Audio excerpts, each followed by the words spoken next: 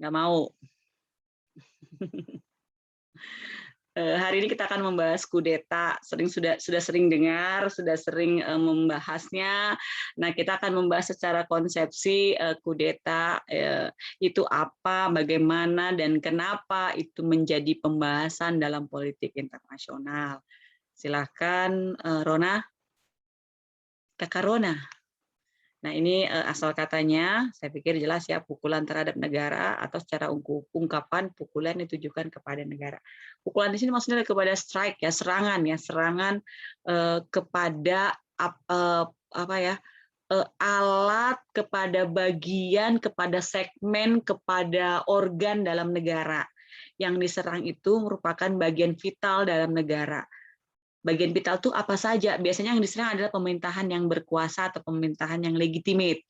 Tapi tidak menutup kemungkinan bagian lain, aparatus negara yang lain yang penting. Nah, kadang juga bisa menyerang secara bersamaan di beberapa organ negara, sehingga negara dibuat lumpuh ya bahasanya. Oke, next. Nah, definisinya sekarang perubahan rezim. Jelas, dalam sebuah kudeta itu menghendaki adanya perubahan rezim yang ada atau berlangsung pada saat sebelum kudeta terjadi. Ya, nah ketika kudeta itu berhasil, pemerintahan baru atau sebagian baru menggantikan struktur kekuasaan sebelumnya.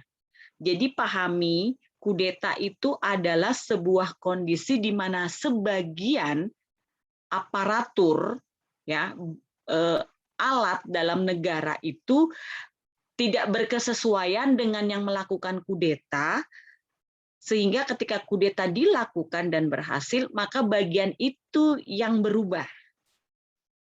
Makanya saya selalu mengkaitkan dengan keberhasilan Taliban, di bagian mana yang dia tidak setuju, sehingga dia harus merubah sesegera mungkin. Ya. Berikutnya adalah pengalihan kekuasaan ekstralegal yang menegaskan, mengafirmasi struktur kekuatan sosial dan politik tradisional dan terjadi terutama tanpa menggunakan kekerasan atau kehendak rakyat. Perlu dipahami, untuk keberhasilan sebuah kudeta itu perlu atau harus mengatasnamakan rakyat. Dan ini juga sering disalahgunakan oleh si pelaku kudeta untuk melegalkan, untuk apa ya namanya ya, menghalalkan lah ya bahasa saya ya, menghalalkan alasan dia melakukan kudeta itu adalah menggunakan atau mengatasnamakan rakyat. Padahal adalah kepentingan semata dia untuk mengganti kekuasaan yang tidak demokratis menurut dia pada masa itu. Ya. Perubahan rezim yang terjadi di luar kesepakatan aturan pengalihan kekuasaan yang dibuat sebelumnya. Maksudnya, Bu, secara formalitas, secara legalitas, sebuah rezim itu berganti karena adanya pemilu. Ya, tapi kudeta ini kan di luar konteks pemilu. Makanya kalau dia melakukan sebuah kudeta, misalnya si Farhan melakukan kudeta terhadap pemerintahan Jokowi, maka kalau kamu menang, Farhan, kok saya lagi, Bu? Nggak apa-apa lah, kok oknum lah. Konon, kalau Farhan sudah berhasil melakukan sebuah kudeta, maka Farhan harusnya segera melakukan pemilu.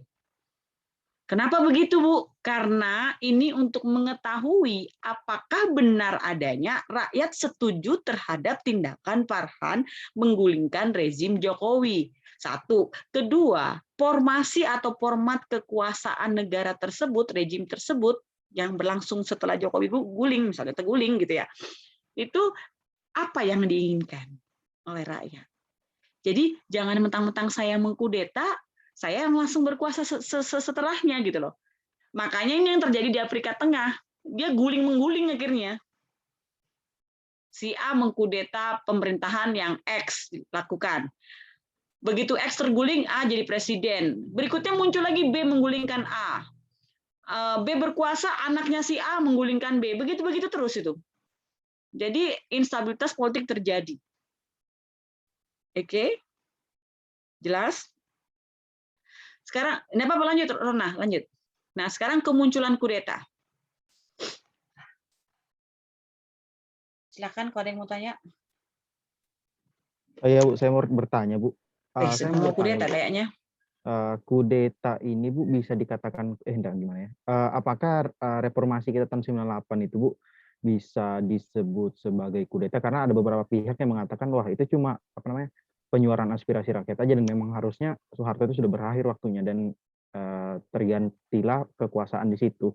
Kemudian ada beberapa pihak lain yang mengatakan di situ Soeharto dimundurkan dan itu bisa dikatakan sebagai bentuk kudeta dan yang pertanyaan keduanya Bu, apakah kudeta ini cuma terbatas sama penggunaan apa namanya penggunaan aksi-aksi militer aja Bu? Karena kan kalau kita perhatikan seperti misalkan revolusi Bolshevik kan itu di Rusia dulu kan terhadap pemerintahan Tsar Nicholas itu kan yang dilakukan sama apa namanya tentara merah ya, Red Army ya. Nah kemudian apakah memang kudeta itu hanya bisa dilakukan oleh militer aja Bu gitu? Gitu sih Bu. Sebenarnya gini, kalau saya bilang berapa ya, 60-40 ya. Tapi ada juga kudeta yang dilakukan oleh sipil, ya. Tapi karena sifatnya militer sudah terlatih ya, sudah terlatih, terus sistem komandonya jauh lebih baik, maka banyak dilakukan oleh militer. Dan militer kan langsung bersentuhan dengan jabatan politis, sehingga mereka yang lebih dulu merasakan ketika ketidakstabilan pemerintahan itu berjalan, makanya mereka cenderung lebih agresif terhadap kondisi seperti itu, ya. Jadi mereka yang lebih dulu cepat ngerasain kalau ini tidak benar pemerintahannya, makanya mereka cepat kudeta. Tapi tidak serta merta kudeta itu dilakukan oleh militer, meskipun dalam sejarahnya catatan global itu ya itu banyak dilakukan oleh militer. Tapi kalau militer tidak mengatasnamakan rakyat, kemungkinan gagal. Ya. Nah, sekarang kita kembali ke konteks penggulingan rezim Soeharto.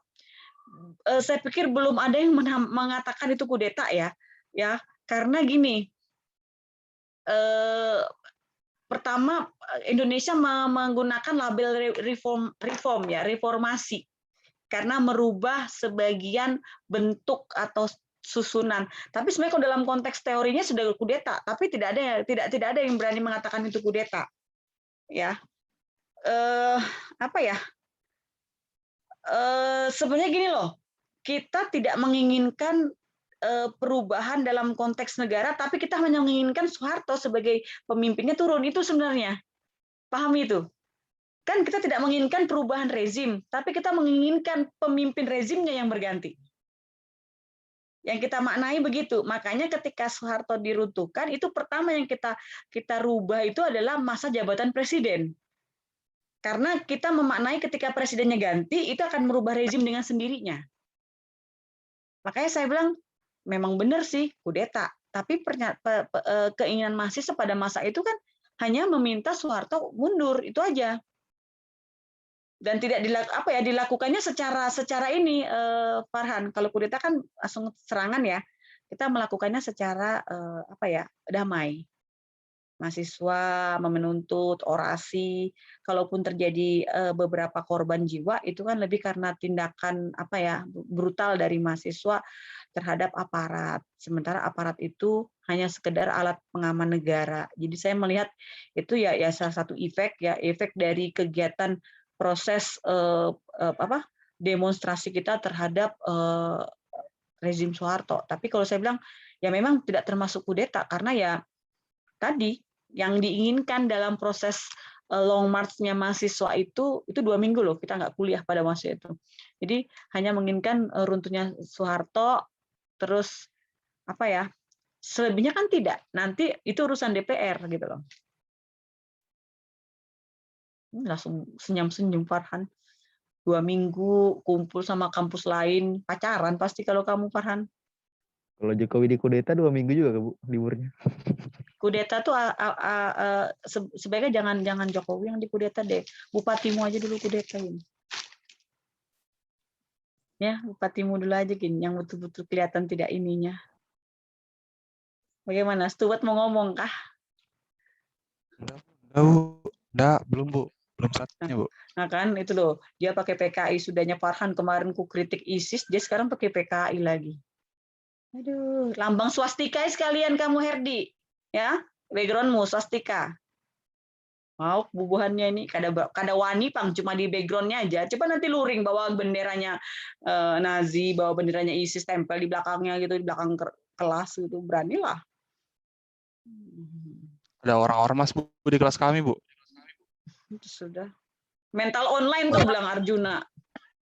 Bah, meremehkan orang mana?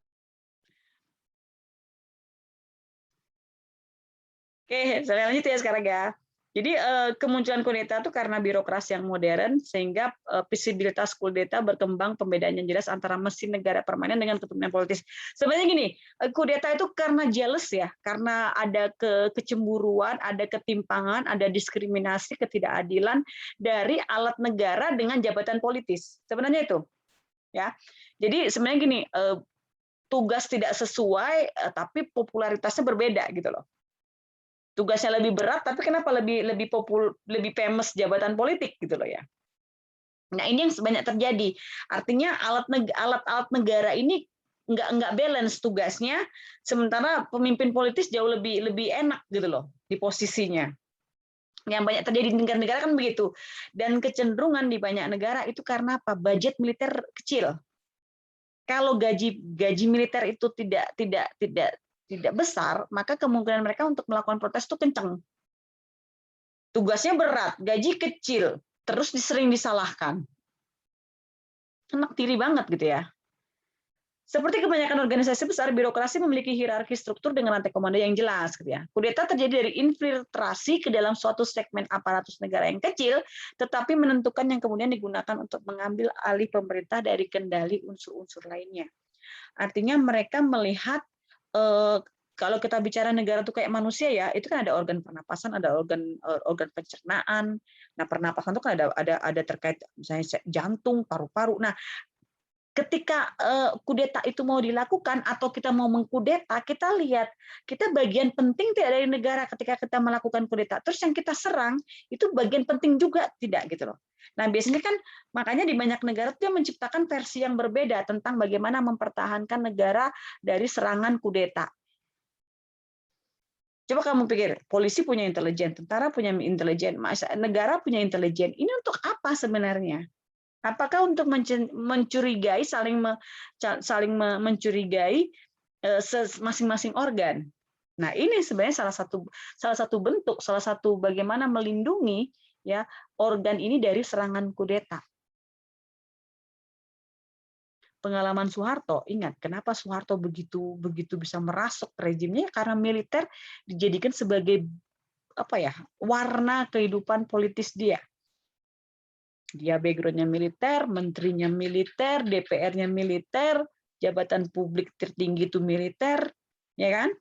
Duta besar juga militer, semuanya militer. RT sampai yang terkecil juga ex ABRI biasanya kan.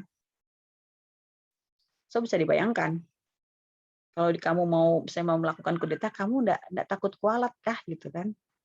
Biasanya kan gitu kan, kamu bagian dari aku juga gitu. Pemilu selalu menang Golkar, bisa dibayangkan kan? Begitu mudahnya dia menghandle jalannya pemerintahan dia. Next, Kakak Rona.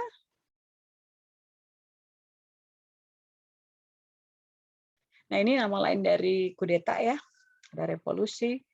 Nah di sini kan nggak ada reformasi, reform. Next, Kakak Rona. Nah sekarang sebab kronis ya, sebab kronis ini apa ya? Nanti ada kronis, ada pemicu kan.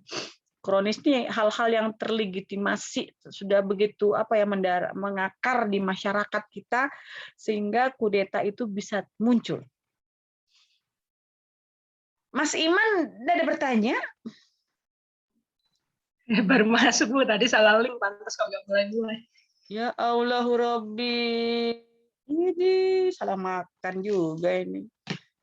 Mau kudeta salah kamar. Kamarnya siapa kan masukin? Ini Bu, room yang tanggal 19. Kesiannya kan orang Jawa nah.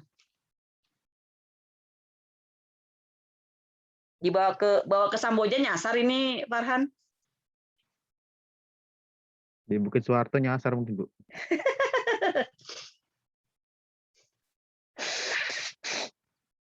Yang pertama, sistem ekonomi yang dianut sebuah negara. Ada yang tahu nggak kenapa sistem ekonomi menjadi salah satu penyebab kudeta? Saya izin menjawab Bu ya.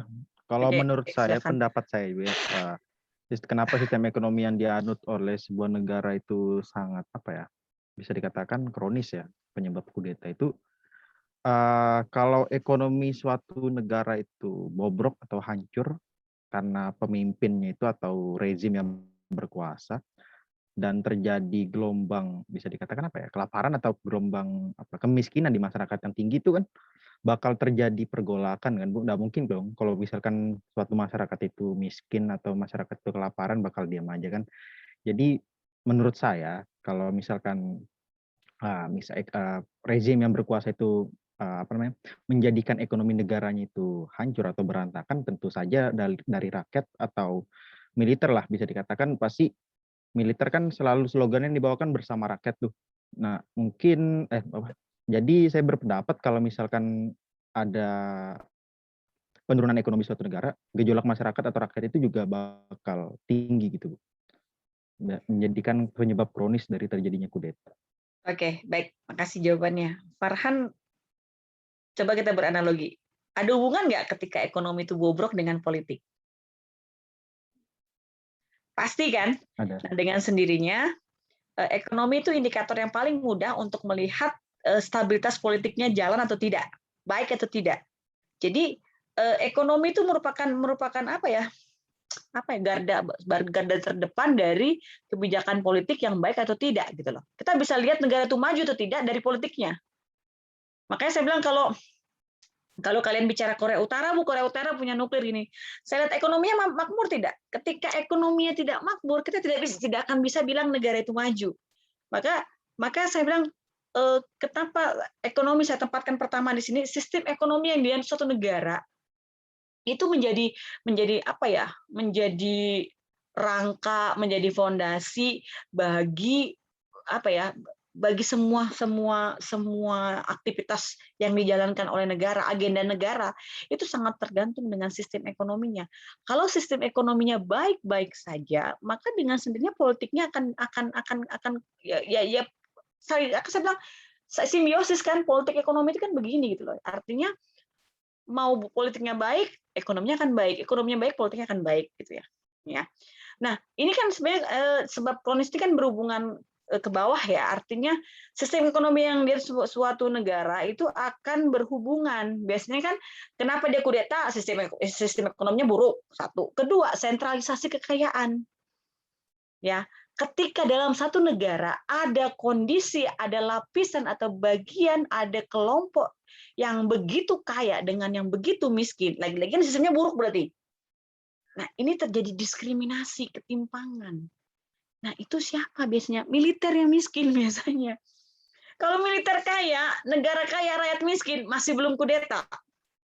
Tapi ketika sentralisasi kekayaan, ya, makanya ada di banyak negara tuh militer berbisnis. Ya, militer jadikan ajang bisnis oleh negaranya. Dalihnya militer tapi bisnis. Ini juga menjadi salah satu bibit atau biang untuk adanya sebuah kudeta. Yang ketiga, efek kolonialisme. Begitu lama dijajah, menyebabkan ketika misalnya merdeka atau tidak merdeka sekalipun, itu akan menyebabkan perlawanan dari mereka terhadap pemerintahan yang berlangsung di negara tersebut. Ya. Nah, ini nyambung kan berikutnya, keterlibatan warga negara dalam politik, legitimasi rejim yang berkuasa dan kekuatan masyarakat sipil terlalu kuat kepemimpinan politis sehingga rakyat tidak punya kekuatan sama sekali. Makanya nanti rakyatnya akan melakukan protes atau kudeta. Dan yang paling penting adalah pengalaman tentang sejarah kudeta sebelumnya. Ini Kakak Rona cepat kali dia. Sabar Kakak Rona, jangan laju-laju. Kakak Rona suka ngebut ya di jalan. Kalau di Kubar enggak apa-apa Kakak Rona, lampu merah cuma satu. Kalau di Penajam ada lampu merah ya? Banyak Bu, dua. Mantap, berarti kita racing di sana. Kita San Mori nanti di sana. Jadi gini, ya. Kudeta sebelumnya ini menjadi apa ya? Menjadi apa ya? Semacam dasar bagi kudeta berikutnya, bahwa pernah ada di negara ini kudeta dan begini, itu menjadi pengalaman buat mereka. Pernah kok di Indonesia. Nah, gitu loh. Menjadi apa ya istilahnya? Bahasa kalian itu apa ya? Apa ya, semacam apa bahasanya ya? Kalau kakak senior pernah begini, Bu, makanya saya begini. Pengalaman begini gitu loh. Menjadi modal juga ya bagi mereka untuk melakukan kudeta berikutnya. Farhan, kenapa tadi? Menanya apa? Ya, saya mau nanya Bu, yang soal kudeta sebelumnya ini Bu. Nah, kebetulan kan beberapa waktu yang lalu Bu, saya bikin kajian isu Bu soal kudeta di Guinea. Jadi itu presidennya itu Alpha Conde kan di kudeta sama bisa dikatakan itu pucuk pemimpin dari militernya Guinea. Itu kalau nggak salah namanya siapa? Mamadi siapa pokoknya gitu. Itu dia melakukan kudeta terhadap Alpha Conde. Nah, ironinya Bu, Alpha Conde ini sebelumnya mendapatkan kepemimpinan sebagai presiden Guinea itu juga melalui cara kudeta terhadap presiden sebelumnya. Nah, pertanyaan saya Bu, kenapa bisa kudeta ini terjadi lagi yang kedua kalinya, bahkan tokoh yang melakukan kudeta sebelumnya dikudeta lagi oleh generasi berikutnya Bu. Nah, apakah misalkan apa namanya dia ini tidak bisa bukan menganalisis sih, bisa dikatakan tidak bisa mengantisipasi adanya kudeta berikutnya dan merasa bahwa saya ini sudah duduk di sini, bahkan saya sudah duduk di pucuk kepemimpinan. Jadi kemungkinan karena saya sudah melakukan kudeta sebelumnya, masyarakat atau militer atau rakyat itu bakal loyal sama saya. Apakah mungkin pemikirannya seperti itu Bu? Saya nggak tahu Bu. Jadi pertanyaan kenapa bisa kudeta ini terjadi 2 kali Bu, bahkan terjadinya kepada orang yang melakukan kudeta sebelumnya gitu. Itu baru 2 kali, Farhan. Coba kalau kamu buka di Republik Afrika Tengah, CAR, Central African Republic ya, itu kok nggak salah 12 kali bahkan itu ya, 12 kali kudeta. Jadi begini Farhan, sekarang kan militer, bahasanya militer Indonesia, National Army-nya kan TNI ya. Pertanyaannya, apakah TNI itu loyal terhadap pemerintahan yang di Indonesia pada saat ini? Nah, kalau dalam negara itu ada 2 figur misalnya staf militer dengan figur dari sipil dalam artian presiden misalnya ya. Ini kemungkinan akan kudeta. Ya, karena sentralisasi kepemimpinan kan. Yang kedua, kalau bicara kayak konteks Thailand, dia monarki konstitusional, tapi raja bersahabat baik dengan militer. Sehingga ketika Perdana Menteri dari rakyat sipil, ya kan, ini kemungkinan akan cenderung menjadi bulan-bulanan mereka untuk dikontrol. Salah sedikit kudeta gitu loh. Karena apa? Karena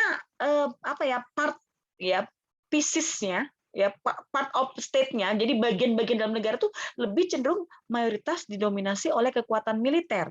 Sehingga ketika sipil mendapat ruang gerak, itu akan dikontrol. Padahal kan dalam konteks demokrasi itu alangkah lebih baiknya kalau negara dipimpin oleh sipil, yang di mana militer menjadi alat negara.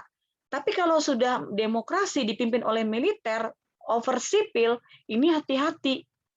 Karena gaya militeristik mereka akan dipakai dan kemungkinan negara tidak akan demokratis. Namanya demokratis tapi tidak akan menjalankan demokrasi itu. Nah, kenapa pengalaman sejarah kudeta itu menjadi excuse bagi kudeta berikutnya? Berarti kan bagian dalam negara itu sudah ada dualisme, loyalitinya tidak satu NKRI, tidak. Misalnya ya, pengalaman kita G13 PKI, itu kalau dibilang orang kudeta itu. Kenapa? Karena dalam militer itu ada yang pro terhadap Soeharto untuk menjadi suksesi pemimpin, ada yang pro tetap mengguiding Soekarno sebagai presiden. Tapi menjadi pertanyaan ketika ada isu yang menggerakkan mereka untuk melawan Soekarno. Muncullah Soeharto, makanya banyak versi menyatakan itu suksesi Soeharto gitu loh ya. Ya, dan akhirnya Soeharto membangun rezimnya, kekuatan rezimnya dengan militeristik. Jadi di kelasmu deh, kalau ada yang sudah kudeta, pasti bilang Farhan, Sudah, si Stuart kan pernah kudeta, ayo kudeta. Berikutnya Iman, ya 2 orang sudah bisa. Pasti akan tercipta iklim seperti itu. Nanti deh di penyebab berikutnya coba Kakak Rona coba. Nah, sekarang penyebab yang akut ya. Habis kronis akut. Kronis itu kan sudah menuju tipping point, tiba-tiba akut selesai, gitu kan. Yang pertama, ketidakpuasan militer sebagai sumber dari keinginan untuk menentang pemerintahan sipil. Ini yang saya bahas tadi. Militer itu kan sebenarnya kan alat negara, tapi jangan controlling political regime. Bahaya ini, ya. Ketika militer diberi ruang untuk mengkritisi pemerintahan politis, dia akan masuk gitu. Padahal kan yang mengkritisi jalannya pemerintahan sipil itu kan oposisinya. Ya, berikutnya peran popularitas militer di mata publik. Lagi-lagi militer yang dibahas. Ya, ketika militer tidak mendapat tempat di hati masyarakat, hati-hati, dia akan menggigit balik dan dia sudah dengan kekuatan tempur, dengan terlatih baik gitu ya. Beda dengan sipil. Kalau sipil mau melakukan kudeta, dia gerilya. Terbatas jumlah pasukannya, terbatas logistiknya. Kalau sampai militer melakukan pemboikotan itu ya bahasa lainnya ya istilahnya ketika mereka tidak sepakat dengan NKRI, dia jauh lebih settle. Sekali nembak mati. Kalau sipil nembak berdarah-darah iya, mati kagak gitu kan. Berikutnya krisis politik domestik. Jadi tadi kalau kita bahas tentang penyebab kronis ya, ekonomi sentralisasi. Nah, kalau itu terakumulasi secara undang-undang, ekonomi dan dari proses pemilu. Ini pemilu ini kadang rusuh loh. Sudah nggak setuju, nggak sepakat, sudah menang itu si A, ini B, C, D, E ini bikin kayak dendam dia. Nah, ini akan menyasar mengontrol kebijakan ekonomi, pelaksanaan konstitusi. Jadi dia akan artinya di masyarakat itu akan banyak muncul konflik secara horizontal. Yang nantinya ketika terakumulasi ke vertikal. Paham maksudnya horizontal? Di Penajam konflik, Balikpapan konflik, Samarinda konflik, nanti secara bersamaan seluruh Indonesia langsung Jokowi. Kalau Farhan bilang saya mau mengkudeta Jokowi misalnya, pertanyaannya banyak daerah kok yang makmur dengan keberadaan rezim Jokowi, saya bilang gitu dibandingkan dengan rezim sebelumnya. Ya, kalau dibilang Kalimantan terdiskriminasi di mananya, saya bilang begitu. Coba Anda ke pelosok-pelosok dulu. Saya bilang, mereka menikmati loh hasil pembangunan Jokowi dibandingkan kita yang di kota. Nah, ini ganti lagi. Ya Allah, fotonya. Astagfirullahaladzim.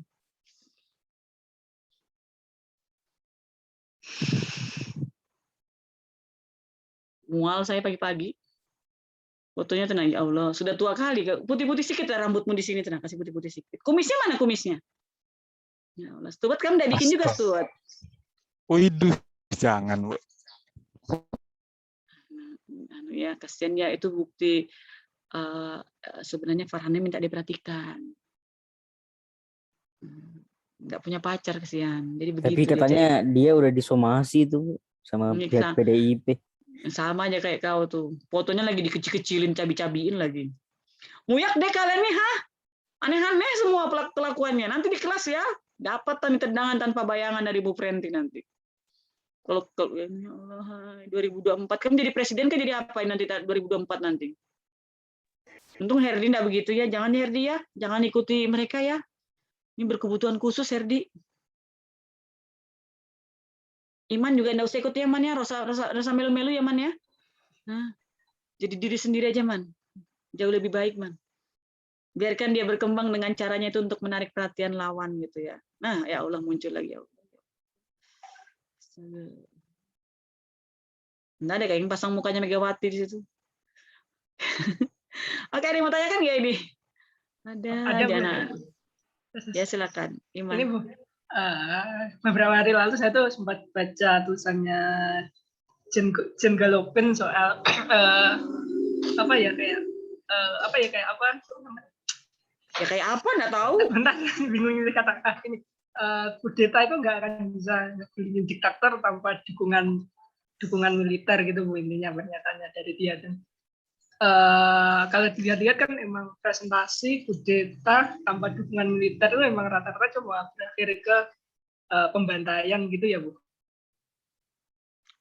Zaman Soeharto, zamannya bukan zamannya ya. Saya langsung menjustifikasi. Enggak. Jadi gini. Di Indonesia mungkin reform mungkin nggak secara langsung. Nah, pertanyaan apa sih Bu yang strategi-strategi yang apa kayak bagaimana cara agar kudeta tanpa dukungan militer itu bisa mencapai tujuannya gitu Bu? Ada yang kesempatannya gitu. Mungkin kayak jenis itu Bu. Sekarang gini, kebanyakan gini kan, kudeta itu kan ini tadi loh, yang poin ketiga ini tadi, Iman. Secara konstitusional, secara ekonomi dan elektoral. Jadi, nah itu paling apa ya? Paling kan gini ya. Sebelumnya, kalau kita bicara kudeta sebelumnya, itu kan menjadi penyebab di dalam negara itu untuk melakukan kudeta berikutnya. Ada case dan ada tingkat keberhasilan. Nah, saya bicara lagi ke alat negara. Alat negara yang paling vital dalam negara kan militer. Selain DPR, selain presiden, selainnya semua kelembagaan-kelembagaan itu.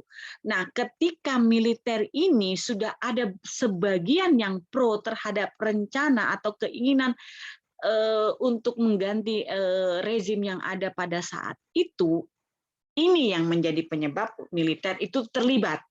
Dan biasanya ketika mereka sudah merencanakan untuk kudeta, mereka akan mencari dukungan rakyat. Karena kalau rakyat sudah mendukung rencana kudeta mereka, maka akan ada persentase untuk keberhasilan kudeta itu tadi. Sebab kalau kudeta militer murni tanpa dukungan rakyat, ini bahasanya saya bilang mengkhianati makna kudeta. Karena kudeta itu berpihak kepada rakyat. Tapi bisa dilakukan oleh militer. Gitu loh. Jadi tujuan militer untuk mengkudeta kan sebenarnya untuk menggantikan pemerintahan yang sah, untuk siapa sebenarnya? Untuk rakyat lagi. Jadi ya kalau saya bilang ya akan jauh lebih taktis ya operasinya dilaksanakan kalau militer terlibat di dalamnya. Tapi kalau sipil sulit. Lama, tidak berefek gitu loh terhadap perubahan rejim secara signifikan. Oke, sebenarnya gini Mas Iman, kan para pakar ya, para konseptor ini ya, para teoritis ini ya, itu ketika menganalisis tentang fenomena kudeta, dia melihat dari dua sisi, apakah dia pro terhadap militernya atau terhadap sipilnya, dan dia melihat kondisinya, kecenderungan di negara itu bagaimana porsi militernya. Sebenarnya kalau militer itu terlibat banyak di dalam negara, jarang malah ada kudeta di negaranya. Coba lihat, karena kalau sipil mau bergejolak susah. Tapi ketika sipil itu ya sipil over sipil dalam artian rejimnya adalah rejim sipil memerintah negaranya. Nah, sekarang dilihat kalau militer mendapat tempat di hati pemimpin dan rakyatnya, dia tidak akan melakukan kudeta. Tapi ketika militer tidak mendapat tempat dalam pemerintahan atas sipil ini, hati-hati, dia akan ganas, dia akan mengkontrol pemerintahan sipilnya. Kalau saya memaknainya begitu. Oke. Banyak caleg loh, Dik. Mau bertanya lagi, Bu. Ini soal Iman belum feedback nih. Iman gimana? Oh iya sih Bu ya. Jadi kenapa dikatakan kalau protes itu ya demonstrasi itu nggak cukup buat menggulingkan pemerintahan yang sah, itu mungkin karena militer ini punya dukungan apa ya, logistik persenjataan yang lebih mumpuni ya daripada gerakan sipil murni begitu ya Bu ya, secara sederhananya. Karena gini loh, kan ada juga social movement ya. Social movement bisa menggerakkan dan bisa menggantikan, bukan mengganti ya, bisa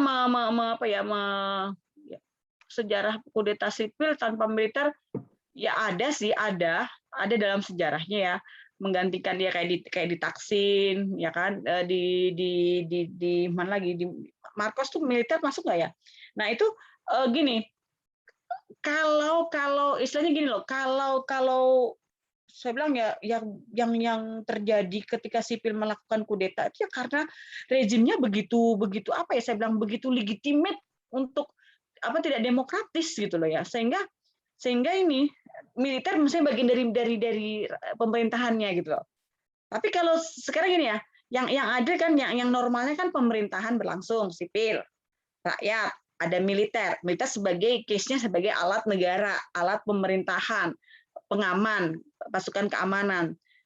Kalaupun dia dilibatkan dalam jabatan politis, satu hanya sekadar sebagai kepala staf keamanan atau menteri pertahanan. Jangan juga kayak zamannya si Gus Dur, menteri pertahanan tapi orang sipil, ini aneh gitu ya. Aneh kan? Ya marahlah militer.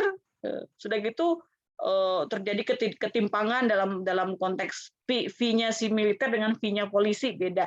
Ini jadi kita bisa nanti gini Mas Iman, kalau mau meneliti tentang sebab atau keberhasilan kudeta di negara ini nih, kenapa sejarahnya kudeta gini, kita bedah dulu. Kita nggak bisa bilang langsung militer sipil. Ini ya memang itu ini paling mudah mengeneralisasikan, karena kalau kudeta kalau nggak militer ya sipil gitu aja. Tapi pertanyaannya di bagian mana dalam negara itu yang menjadi sebab paling utama sehingga kudeta itu terjadi dalam negaranya. Makanya tadi ketika awal materi itu kan si Farhan bilang Soeharto itu kudeta nggak, Bu? Kalau saya bilang kita tidak menggulingkan keseluruhan rejim. Kita hanya ingin mengganti figur Soeharto dengan figur lain gitu loh. Karena dia begitu lama gitu loh. Nah, harapannya ketika Soeharto itu digulingkan, itu akan terjadi perubahan gitu loh, manajemennya gitu loh. Ya kan? Tapi, nah ada tapinya, karena Soeharto itu kan kalau dipikir ditarik gitu, benangnya banyak tuh di bawah tuh. Karena dia menciptakan sudah legitimasi rejimnya dengan militeristik. Sehingga ketika Soeharto diangkat, nah ini ngikut nih. Reformasi terjadi, Soeharto digulingkan, tapi orang-orang yang pro terhadap Soeharto tetap melegitimasi kepemimpinannya. Makanya saya bilang agenda reformasi tidak berjalan gitu loh. Karena apa? Sudah ada, masih banyak warna yang pro terhadap Soeharto. Sulit. Kalau dipikir berapa tahun sudah tuh, 2008 nih, ini sudah berapa tahun? 2021. Tua sudah reformasi, tapi tidak menunjukkan. Sudah gitu, kalau saya baca masyarakat kita tuh utopis. Ingin sesuatu yang wah, tapi tidak mau bertahap. Maunya instan. Partai politiknya banyak. Undang-undangnya reformasi, orangnya kagetan, latahan, nggak siap. Harusnya mulailah dengan meriset ya, partai itu jangan terlalu banyak. Saya kalau ngebahas partai itu paling sebel, saya bilang, berapa partai Islam di Indonesia? Berapa partai nasionalis di Indonesia? Berapa partai berbasis agama di Indonesia? Tapi tidak mencerminkan umatnya kan? Makanya saya bilang belajar dari Turki deh. Turki itu partai sekuler, partai Islam menang, padahal negaranya sekuler. Kenapa? Kita memilih partai itu bukan visi misi partainya, bukan orientasi partai, tapi kita memilih partai itu lebih kepada janjinya kalau nanti dia menang, ya kan? Visi misi dia kan, bukan orientasi partai. Terserah partainya mau Kristen, tapi kalau dia nasionalis, pilih gitu, logikanya kan begitu. Tapi menjadi persoalan partai Kristen tidak mencerminkan umat Kristen, partai Islam apalagi gunakan ayat tapi untuk mempolitisir rakyatnya. Gunakan agama, dalil-dalil ayat-ayat untuk mempolitisi. Makanya kalau dia kampanye senang orangnya pakai dangdut sama dai. Calegnya korupsi. Mantap. Pakai songkok biar ketahuan kalau alim.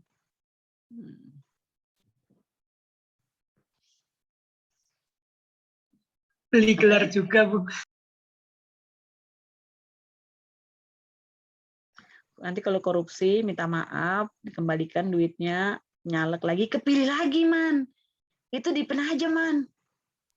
Di kotaku malah bupati, Bu. Bupati itu udah kok tersangka, kampanye, terus lawannya itu didukung 10 partai politik, dia cuma didukung PDI doang bisa menang. Waduh, Aduh. PDI. PDI Ada lagi. bupatinya tersangka, wakilnya itu udah saksi nggak jelas sekarang gimana nasibnya. Itu Nggak gampang, tahu sekarang man. bupatinya Gampang, siapa. man. Gampang bikin dia turun. Suntik COVID aja. Nggak bisa, Bu, kalau PDI, Bu. Susah kalau Yang PDI. banteng sih soalnya emang. Seruduk nanti. Kepak sayap kepak sayap kebinekaan, lambangnya banteng bersayap kah? Nggak tahu ini, Bu, PDI ini. Aduh. Ngerinya fotomu kayak guru-guru zaman Bahari itu nah. Jangan, Makanya Bu. Bu, pilih Perindo aja Bu. Sudah pasti elang Bu, terbang. Elang makan anak ayam. Itu loh karyawan MNC aja nggak dibayar kok mau jadi presiden. Oh, nyairan nih. Heritano ini. Aduh, hai. Lanjut. Farhan tadi mau nanya apa Oh tadi, iya, Bu. Farhan? Saya mau bertanya, Bu. Nah, yang soal intervensi asing, Bu. Nah, tadi kan mungkin kita throwback lagi ke yang sebelum tadi kan yang soal mungkin faktor ekonomi itu salah satu yang jadi penyebab terjadinya kudeta kan. Nah, ini ada salah satu contoh, Bu. Di Libya kan, Bu, di zamannya Muammar Gaddafi itu bisa dikatakan bahkan masyarakat itu sejahtera. Karena di zamannya Gaddafi itu ada healthcare free atau apa namanya? Jaminan BPJS. kesejahteraan, ya, baru listrik gratis, nggak ada pinjaman itu tidak berbunga, baru apa namanya, orang tua itu mendapatkan dana $5.000 atau $50.000 gitu untuk mengelola hidup anaknya itu, untuk apa, ketika anak itu lahir itu kan. Kemudian pada saat itu bisa dikatakan walaupun pemerintahannya Gaddafi ini bisa dikatakan otoritarian kan, tetapi Libya saat itu menjadi bahkan dikatakan sebagai negara paling makmur di Afrika Utara ya, Libya. Nah, pertanyaannya, Bu, dengan jaminan kesejahteraan dan apa ya, bantuan sosial seperti itu dari pemerintahan Gaddafi, masuknya NATO sebagai intervensi asing di situ rupanya mampu mengubah pola pikir masyarakat Libya untuk menentang balik pemerintahan Muammar Gaddafi. Apakah demokrasi yang ditawarkan sama NATO itu begitu atau begitu luar biasa, Bu, mengalahkan jaminan kesejahteraan yang diberikan oleh Gaddafi gitu, Bu? Sebenarnya bukan ini. Dia isu demokratisasi menyebabkan negara-negara barat ya, bahasa saya ya, NATO itu ya, itu membuat statement atau membuat label bahwa Timur Tengah ini uncivilized, manusia yang tidak beradab. Jadi saya pikir kan ini kan tidak hanya terjadi kejam banget itu NATO terhadap Libya itu. Jadi kekuasaan Libya ini ya, Libya dianggap sebagai si Muammar Gaddafi kan dianggap penjahat ya. Sampai caranya menyerang itu sangat tidak etis ya untuk menangkap si Muammar Gaddafi. Begitu mudahnya dia memutarbalikkan, ya saya bilang ya ini salah satu bentuk intervensi di mana menyebabkan sebenarnya negara itu jauh lebih baik kok sebenarnya ketika intervensi asing itu tidak masuk ke dalam negara. Makanya saya bilang ciptakan pertahanan berlapis dari negara untuk bisa menghadang ini kemampuan infiltrasi dari kekuatan asing ini tadi. Saya pikir gini, susah Farhan kalau di negara itu banyak MNC, multinational corporation yang eksplorasi asing yang dilakukan oleh asing. Nah, karena mereka akan menggunakan jasa keamanan militer negara mereka masuk di dalamnya. Nah, jadi MOU-nya cuma mau nambang, tapi dia mentransfer pasukan keamanan militernya itu untuk di negara-negara tempat dieksploitasi, sehingga memudahkan bagi mereka untuk mengintervensi kebijakan politik domestiknya negara yang ada tambangnya. Kalau saya bilang ya wajar adanya ketika ada OPM di Papua. Ya, ini sebenarnya hanya untuk mengenyampingkan kemampuan militer untuk menciptakan keamanan. Dan di situ nanti peran si pasukan militernya Amerika masuk. Kan begitu nanti dengan mudahnya. Nanti kalau sudah pasukan militernya Amerika masuk, itu akan menandakan bahwa Indonesia tidak aman. Nah, begini ciptakan koalisi politik lah antara negara itu, sehingga ya nanti di bawah kontrol dari Amerika. Mas Iman mau bertanya kah? Kalau si Farhan tadi kan saya pikir Ini Bu nanggapin pertanyaan Mas Farhan soal kondisi Libya ya. Menurut saya sih ini kita tuh harus melihat kondisi objektif kondisi terakhir sebelum kudeta, bukan yang saat sebelum gitu. Kayak emang bener sih ada tipping pointnya kan, tipping pointnya sebelum proses sesaat penyerangan. Sebelum kudeta, iya Bu. Ya, jadi kayak di Libya itu emang ada pilihan kayak segala macam, tapi harus dilihat juga bahwa beberapa bulan sebelum kudeta itu Libya itu sedang krisis parah, kayak tingkat penganggurannya sedang tinggi-tingginya, lalu harga minyak jatuh, lalu homeless itu apa sih biasanya? Gelandangan. Tingkat gelandangan itu tertinggi dalam sejarah Libya, termasuk kenaikan harga sewa. Itu kan udah jadi kayak pemicu-pemicunya ya, terlepas nanti setelah itu ada intervensi Amerika itu harus diakui, tapi emang Gaddafi saat itu emang sedang kondisi terpuruk-terpuruknya secara politis, mulai kehilangan dukungan militer, lalu menghadapi demonstrasi sipil, lalu intervensi asing, dan termasuk juga ini salah satu kelompok yang konsisten anti sama Gaddafi karena emang Gaddafi punya dosa masa lalu itu adalah kelompok-kelompok etnis Berber atau Amazigh. Jadi mereka itu posisinya kayak etnis minoritas yang sering jadi sasaran kekerasan militer selama Gaddafi berkuasa. Makanya saat mulai ada revolusi pemberontakan Libya itu kelompok-kelompok dari etnis Berber ini salah satu yang mendukung utama, termasuk mereka kan punya gerakan separatis ya, termasuk jadi mereka dukungan dari luar negeri yang menggalang mereka. Jadi yang bikin jatuh Gaddafi itu salah satunya ya itu karena dia punya dosa masa lalu ngebantai orang-orang Berber itu menurut saya. Ya, oke. Saya tambahkan juga gini. Jadi artinya gini, ketika asing itu mau masuk, dia akan mencari celah atau posisi di mana tingkat kelemahan atau kerentanan itu mudah gitu loh. Jadi kenapa pada masa Soeharto itu juga muncul ya. Ini gampang kok instabilitas politik atau habis bencana alam. Ini gampang banget intervensi itu masuk. Jadi tingkat kerentanan, kerawanan, keamanan di negara itu sedang lemah. Artinya virus menyerang di saat orang kita demam gitu, bahasanya kan begitu.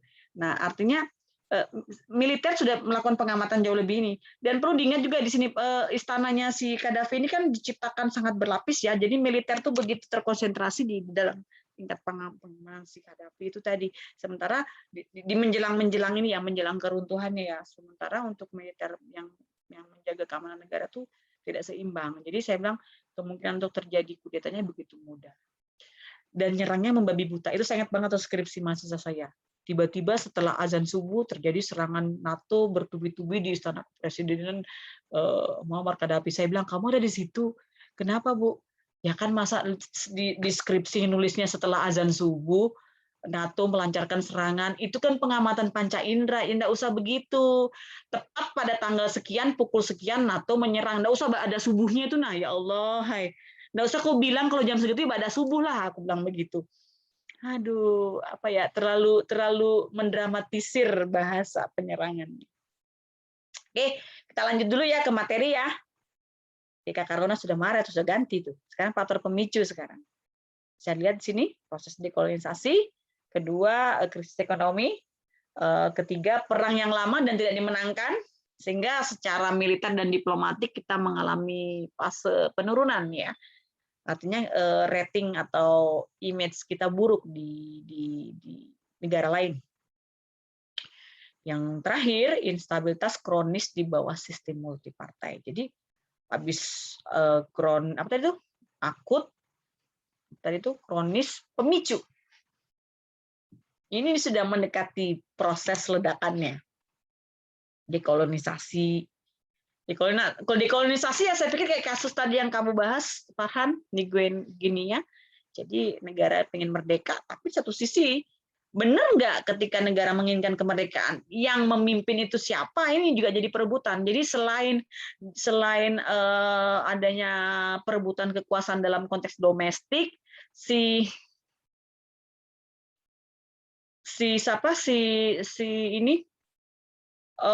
asing atau penjajahnya juga nggak langsung ikhlas gitu aja ngelepas negara jajahannya. Biasanya dia akan menciptakan iklim ketergantungan.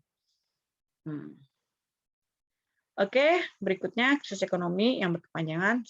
Saya pasti tadi ya kasus di Libya contohnya. Perang yang lama dan tidak dimenangkan, artinya negaranya sering terlibat dalam perang tapi nggak menang-menang.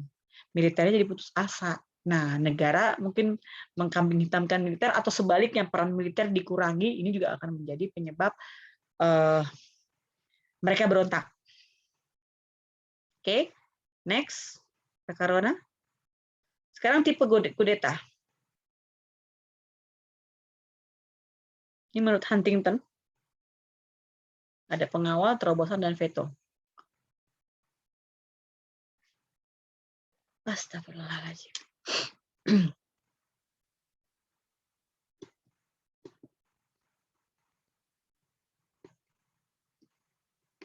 Lanjut, kalau tidak ada.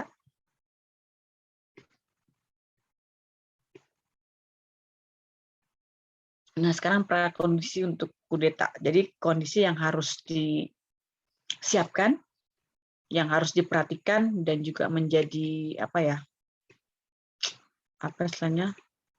menjadi dasar ketika mau melakukan sebuah kudeta. Yang pertama, kondisi sosial ekonomi negara sasaran harus sedemikian rupa ya, sehingga membatasi partisipasi sosial pada sekelompok populasi. Jadi mereka mempertimbangkan kondisi sosial ekonominya gimana. Kan karena kita mau melakukan sebuah operasi, kita pertimbangkan dampak dari operasi itu tadi.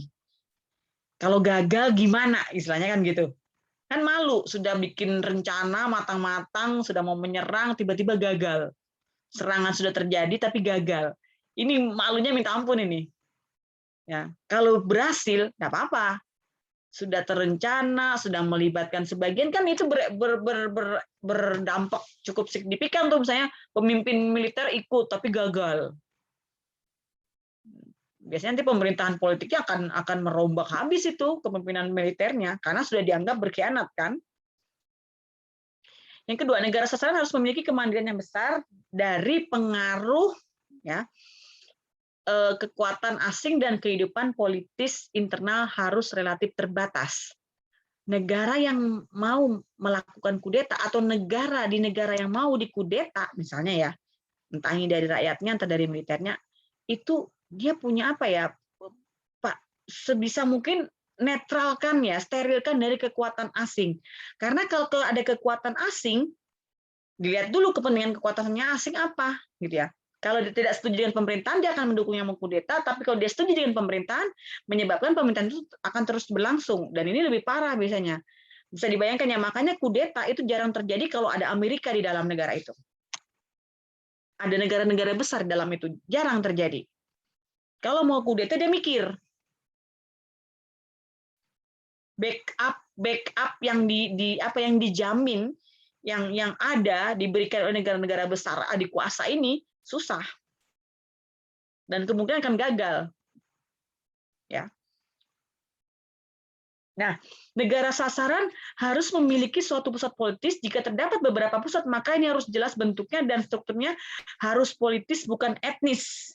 Ya, jika negara dikendalikan oleh unit organisasi yang non politis, maka kudetanya bisa dilaksanakan dengan persetujuan netralitas unit itu. Gimana maksudnya, Bu? Pastikan dalam negara itu ya ada berapa pusat pengendalian kepemimpinannya. Maksudnya, Bu, nggak paham lagi nih. Banyak negara yang menciptakan banyak versi tentang sistem pemerintahannya. Libya tuh punya 2 militer, Irak itu punya 2 militer. Makanya ketika negara mereka diserang, ya jangan salah, kalau Amerika kah NATO kah sembarang yang menyerang ya, itu akan membabi buta karena mereka sudah tahu model pengamanan yang diciptakan oleh negara tersebut. Ada militer, ada pasukan garda revolusi, itu Saddam Hussein. Jadi Saddam Hussein itu kan diciptakan banyak jenis kan oleh si Irak itu agar ketika misalnya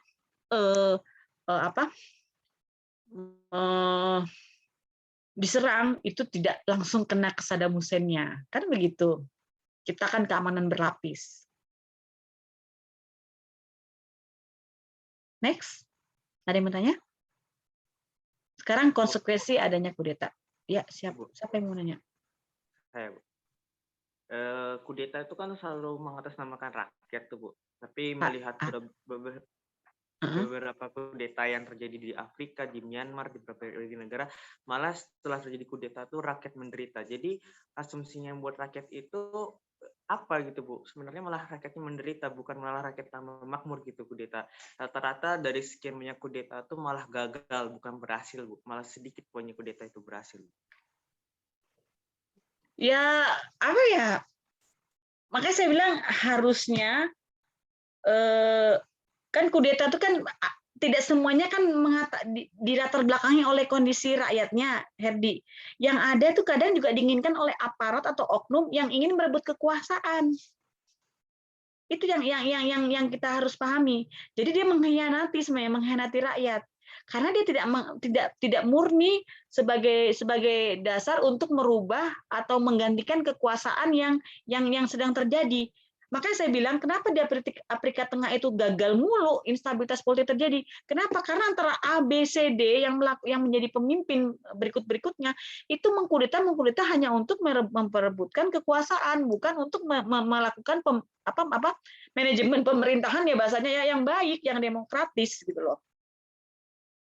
Jadi ini yang kita perlu pertanyakan, benar nggak ketika mereka mengkudeta pemerintahan yang ada saat ini didasari oleh sebuah kondisi yang sedang buruk, ya bukan justru nanti hanya mengganti rejimnya saja, tapi sama buruknya.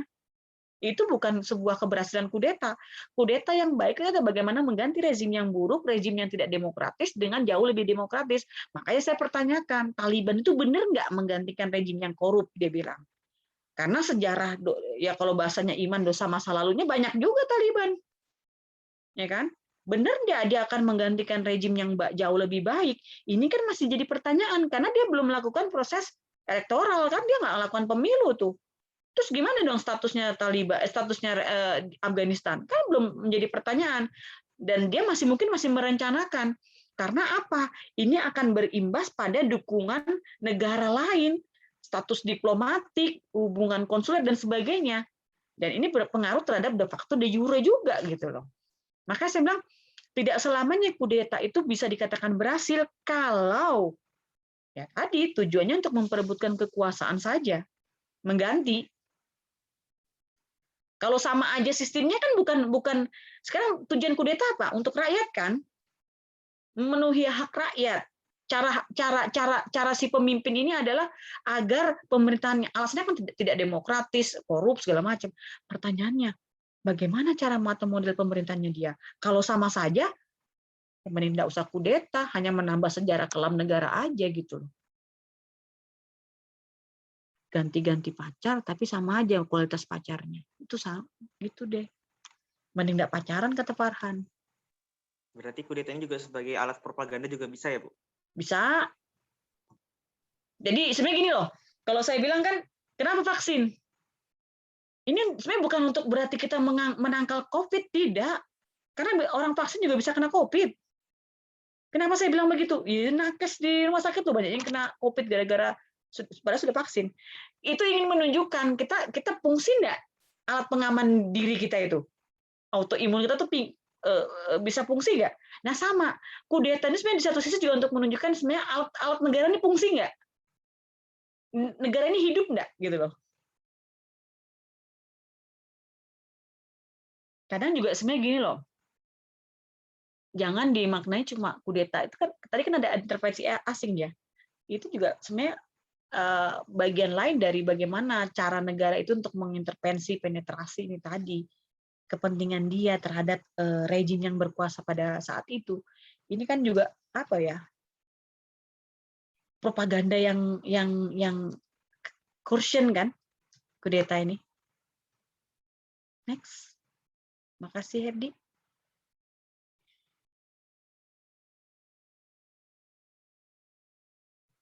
Silakan kalau ada yang mau tanya. Iman enggak mau bikin kayak Stuart, kayak Fikri, partai pakai belaan kamu pakai apa nih? Jas tutup itu pakai beskap, gelangkon. bikin partai fasis Indonesia benar. Partai ojo ngono ngono. Ngono ya ngono ngono. Bu, tapi Ya. dalam beberapa kasus ini kenapa sih kudeta ini konotasinya negatif? Ya, misalnya saya sering nonton ya kayak ya Korea gitu, dia kan sering menteri-menterinya gitu mengkudeta dia kan. Pasti konotasinya negatif, padahal sebenarnya konotasinya positif. Kenapa kudeta tuh sering disalahartikan, Bu? Sekarang gini loh, Herdi, kan kita kan bicara bagaimana opini itu bisa terbangun ya. Sekarang kan kalau opini yang disusun yang sedang berlangsung dalam sebuah negara itu bilang A, ketika ada pihak B yang ada pihak lain yang menginginkan B, ini kan bahasanya selalu kudeta. Ketika ada rejim berkuasa yang sah, yang legitimate, dan ada yang ingin menggantikan, itu selalu dibahasakan kudeta. Nah, kalau dia personal, subversif tindakannya, karena tindakan melawan pemerintahan yang sah. Ya, nah lepas dalam konteks ya, sekalipun misalnya rejim A ini tidak demokratis, nah ini seringkali dimaknai selalu kudeta, padahal pingin mengembalikan nilai-nilai demokrasi dalam pemerintahan yang tidak demokratis, kan bahasanya begitu.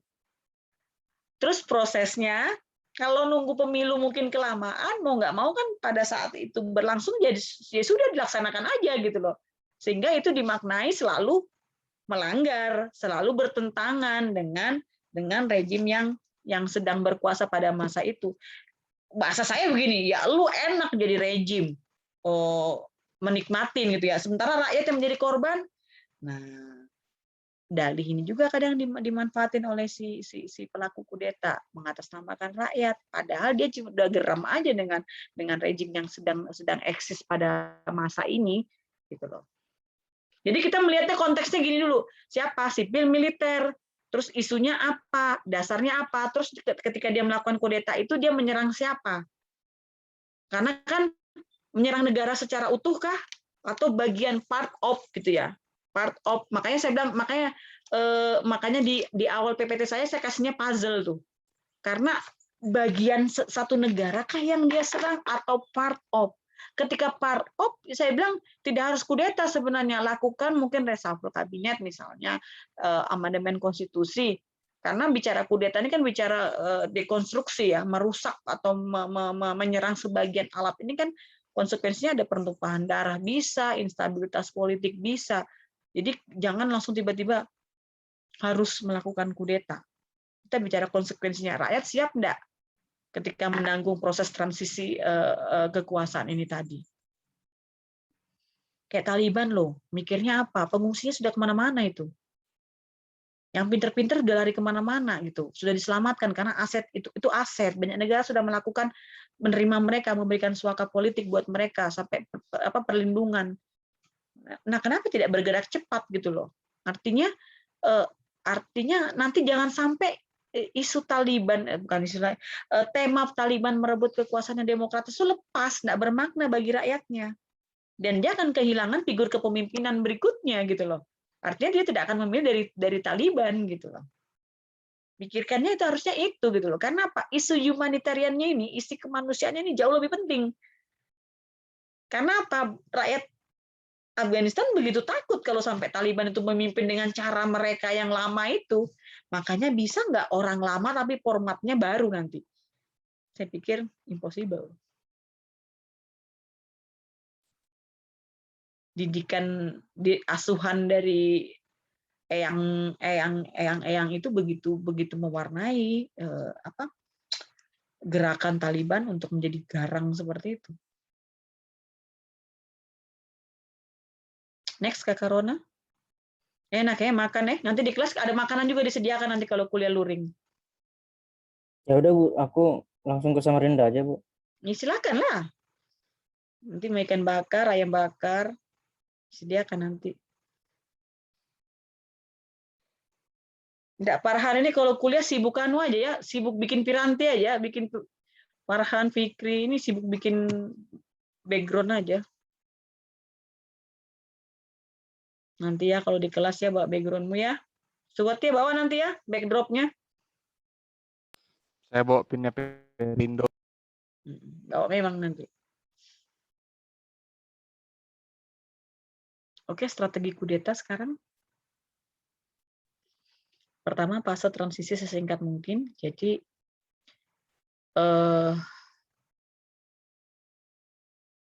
prosesnya harus cepat, tepat, dan sebisa mungkin jangan mengulur ya. Paling sehari kah, berapa jam kah? Kayak G30SPKI itu cukup lama juga ya, G30SPKI itu ya. Proses ininya. Proses dia melakukan serangannya ini kan beberapa tempat secara bersamaan, tapi metode apa atau cara atau proses operasinya kan berbeda ya. Yang pusat kan yang terpusat kan di Jakarta, tapi di beberapa tempat kan dilakukan juga oleh PKI secara bersamaan. Berikutnya fase operasional kudeta, transisi sama operasional. Sehingga diperlukan kecepatan yang maksimum ya. Berbagai operasi dilakukan secara bersamaan tapi terpisah ya. Personil yang besar, makanya mereka melibatkan militer. Karena dengan militer ini meminimalisir pasukan, tapi sasaran dari kudeta itu begitu tepat sasaran gitu loh. Terus organisasi milisi partai. Jadi makanya partai-partai ini kenapa menciptakan banser ini takutnya itu tadi loh. Kalau dalam konteks tidak stabil politiknya ini jadi kekuatan bisa untuk kudeta gitu. Kan army look gitu. Ngeri lagi baret ungu. Tapi ngatur parkir.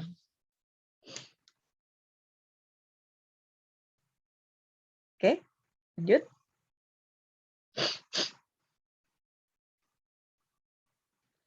Nah, sekarang upaya pencegahan kudeta.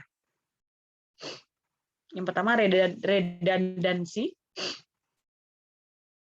Dengan cara merebut pusat pengendalian aspek aparatur negara, maka salah satu cara pencegahannya adalah menciptakan banyak versi tentang negara. Banyak versi tentang negara ini bukan berarti menciptakan negara-negara versi-versi masing-masing, tidak, tapi menciptakan dalam artian ya kalau saya bilang kayak IKN, rencana IKN itu sebenarnya hanya salah satu bentuk ya, artinya mereka menciptakan fasilitas, menciptakan organ, menciptakan badan itu di banyak koordinat sehingga ketika mau melakukan penyerangan itu atau diserang itu ada jarak tempuh, ada waktu ya untuk melakukan serangan secara bersamaan.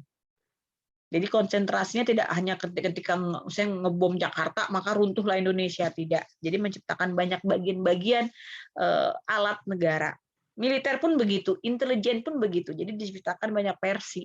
Jadi sehingga kalau pihak asing mau menyerang dia akan memilah dulu. Jangan sampai target serangannya meleset karena ini intelijennya yang mau diserang siapa? Intelijen polisi, intelijen negara atau intelijen militer. Tuh. Berikutnya surveillance, agar tidak dikudeta negara harus kebal sehingga perlu adanya pengawasan secara diam-diam. Ya, ada keamanan cyber, ada keamanan intelijen, ini perlu diciptakan agar ya itu tadi supaya tetap negara itu ada. Kan makna negara itu ada adalah ketika negara itu bisa menciptakan keamanan. Nah, makna keamanan itu kan bukan berarti ketika senyap sepi tapi tetap terjadi gerakan bawah tanah, ini kan juga agak ada kemungkinan untuk negara diserang pada suatu waktu. Oke, lanjut. Berikutnya loyalitas ya, loyalty. Kalau di satu negara ada keinginan, ada wacana untuk mengganti sistem negara dengan sistem atau ideologi lain, ini sebenarnya negara sudah tidak aman. Ya kayak kemarin si Farhan, saya pasang bendera ISIS, itu kalau negaranya sangit langsung diserang itu. Kenapa? Karena ada sudah keinginan tentang versi negara yang diinginkan oleh sipil. Ya, itu tidak boleh dalam negara. Ya. Negara yang berhak untuk melakukan ya proses pengamanan. Nah, caranya gimana? Salah satunya adalah dengan mengambil pucuk-pucuk pimpinan, ya, pemimpin-pemimpin ini yang ada yang radikal ini menjadi bagian dari alat negara. Artinya kalau pemimpinnya kelompok A radikal di Indonesia, pemimpin kelompok OPM misalnya, dijadikan DPD ke apa? Kalau dia mau berkhianat kan tinggal pegang kendali di si A ini tadi gitu loh. Jadikan dia famous, jadikan dia populer di mata publik. Dengan begitu mungkin dia akan menyampaikan inspirasinya dengan cara yang positif, bukan negatif. Kamu jadi host, Fikri, Farhan lagi raker. Berikutnya funding. Ya kalau saya bilang ya ketika gaji militer itu cukup, dia tidak akan melakukan kudeta. Logikanya itu. Kenapa bisa begitu, Bu? Perlu diingat, pasca runtuhnya Soviet, itu banyak tentara militer Rusia itu yang gabung di konflik-konflik kecil di negara-negara lain. Terus gabung juga di dalam organisasi, bukan organisasi, tentara bayaran. Banyak itu dia, Private Military Security Company itu, PMSC. Itu apa ya? Dengan sendirinya menunjukkan bahwa dia butuh duit untuk bertahan. Finansial. Artinya ya, negara perlu mempertimbangkan APBN untuk penjatahan gaji bagi pasukan keamanan. Karena kalau dia kerja baru gaji nggak sesuai, ya jangan salah dia kalau nyambi kan. Jadi security, jadi pembunuh bayaran. Kalau di Indonesia paling sadis dulu ABRI jadi ojek. Kasian banget gitu loh. Kenapa? Karena gajinya terlalu kecil. Oke? Lanjut, ada pertanyaan?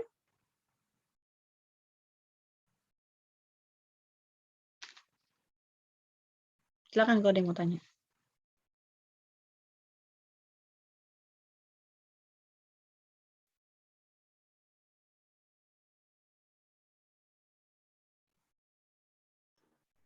Ibu, saya mau tanya. Iya, silakan. Buat mereka-mereka yang kudetanya nggak berhasil itu bisa dapat kayak hukuman gitu nggak sih, Bu? Soalnya secara kan 11-12 sama makar. Sebenarnya gini, kalau dia militer, biasanya negara akan menciptakan pengawasan berganda ya. Artinya kan sekarang gini ya, Dinda, kita pacaran aja deh, kita pacaran. Misalnya orang pacaran, cowoknya mau melakukan makar misalnya terhadap orang lain gitu ya. Ceweknya masih mau percaya 100% nggak? Kalau bucin mungkin iya. Tapi kalau level kepercayaannya masih dibangun ya, masih struggle kepercayaannya, saya pikir dia tidak akan percaya 100%. Karena dia udah membuat noda kan dalam negara gitu ya. Nah, makanya saya bilang makanya konsekuensi, coba Mbak Rona kembali ke belakang tadi, yang kemungkinan gagal tadi. Ke belakang lagi, yang persen tadi ada persen. Nah, yang tadi. Lain yang persentasi gagal tadi loh. Nih. Kudeta biasanya gagal kan, makanya saya bilang dari 169 kali 87 menjurus pada sesungguhnya 43 gagal, 44 berhasil. Jadi apa ya? 11-12 tadi ya, antara keberhasilan dengan kegagalan. Karena apa, Mbak Dinda?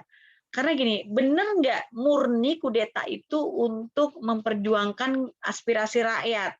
Dalam artian misalnya, oke dia akan menggulingkan kekuasaan si A, tapi pertanyaannya, ketika A sudah berhasil digulingkan, ini godaan kekuasaan tinggi. Karena yang banyak terjadi, militer haus akan kekuasaan politis. Ya, entah apa sebabnya banyak case, tapi ketika dia melakukan kudeta, dan dia menang, jabatan politis itu lebih menggiurkan. Nggak capek, tapi kan banyak peluang untuk memperoleh kekayaan. Nah, ini yang saya bilang mengkhianati keinginan rakyat. Benar nggak tujuan kudeta dia ingin menyelamatkan rakyat? Kalau dia hanya menggulingkan rezim, mengganti simbol kekuasaan dengan dia, yang nanti juga sama saja, ya jangan salah gitu loh. Konsekuensinya apa? Kemungkinan akan dikudeta lagi. Kalau dia gagal, ya sudah, dia akan apa ya? Akan apa ya bahasanya ya disingkirkan dari jabatan politis mungkin. Artinya ketika pemimpinnya berkuasa, dia akan nggak dianggap lagi gitu loh. Sulit kan bicara trust ini tadi, ya nggak mungkin lah bisa percaya presidennya. Mungkin harus diganti ke apa pemimpin atau jabatan militer si pemimpin kudetanya mungkin, ya kan? Makanya saya bilang kudeta itu sebisa mungkin cukup pasukannya, terus didukung sama rakyat, dan yang paling penting ada dukungan dari asing. Kalau dia bisa mendapatkan dukungan dari asing, apalagi Amerika, kemungkinan dia berhasil kudetanya. Tapi kalau dia tidak, sulit untuk berhasil, dan kemungkinan untuk move on lagi sulit kalau belum ada yang bisa menggantikan posisi posisi isu oleh orang atau lembaga lain.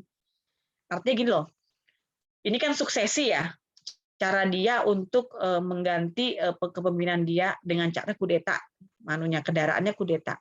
Nah pertanyaannya ketika gagal, saya Dinda gagal, pasti Fikri berpikir kalau Fikri mau mengkudeta lagi si Jokowi kan misalnya, Fikri berpikir, oh yang dilakukan sama Dinda tuh begini-begini, kesalahannya di mana? Ini loh, ini yang menjadi penyebab kudeta berikutnya lagi. Meskipun gagal, ya Dinda melakukan kegagalan dalam kudeta sebelumnya, ini akan menjadi pembelajaran bagi kudeta berikutnya bahwa dia akan melakukan teknik A, teknik B, teknik C gitu loh. Dan dia akan berpikir ulang untuk menyerang organ yang sama. Dan yang diserang pasti akan menciptakan pengamanan yang berlapis, penciptaan pusat kekuasaan yang masing-masing kan akan bereaksi terhadap proses kegagalan kudeta. Tapi jangan juga kayak Afrika Selatan, Afrika Tengah itu tadi, saya bilang rakyat korbannya kasihan. Kenapa dia bisa miskin, dia bisa miskin ini kan mendorong juga banyaknya lembaga donor masuk di dalamnya. Kalau lembaga donor sudah masuk di dalamnya, sangat rentan dia akan tidak diintervensi oleh negara-negara lain. Ya, di sana kan sudah kemiskinan, konflik etnis ya. Sudah kemiskinan, konflik etnis, bencana alam. Dia kan kekeringan segala macam. Jadi saya bilang ya multidimensi krisisnya. Ini susah mau maju. Oke. Next. Coba kalian baca chat ya. Ini Iman sama Farhan sama-sama di toilet. Ngeri Stuart langsung baca. Udah balik, Bu. Farhan belum balik. Farhan kamu tinggal, Iman? Mana ada Farhan? Coba lihat mana Farhan? Nggak ada kan? Nggak ada Farhan ya? Kita keluar ke Farhan? Keluar, Bu. Farhan nggak ada ya? Iya, Bu. Kan awalnya yang host itu Farhan, terus mungkin karena keluar jadi aku hostnya. Ya kemana dia? IKN loh dia. Kayaknya mati lampu itu, Bu. Kayaknya di chat juga nggak ada. Nggak ada kabarnya. Nimba air dulu Farhan, ya Allah kasihnya Dinda, jahatnya kamu Din.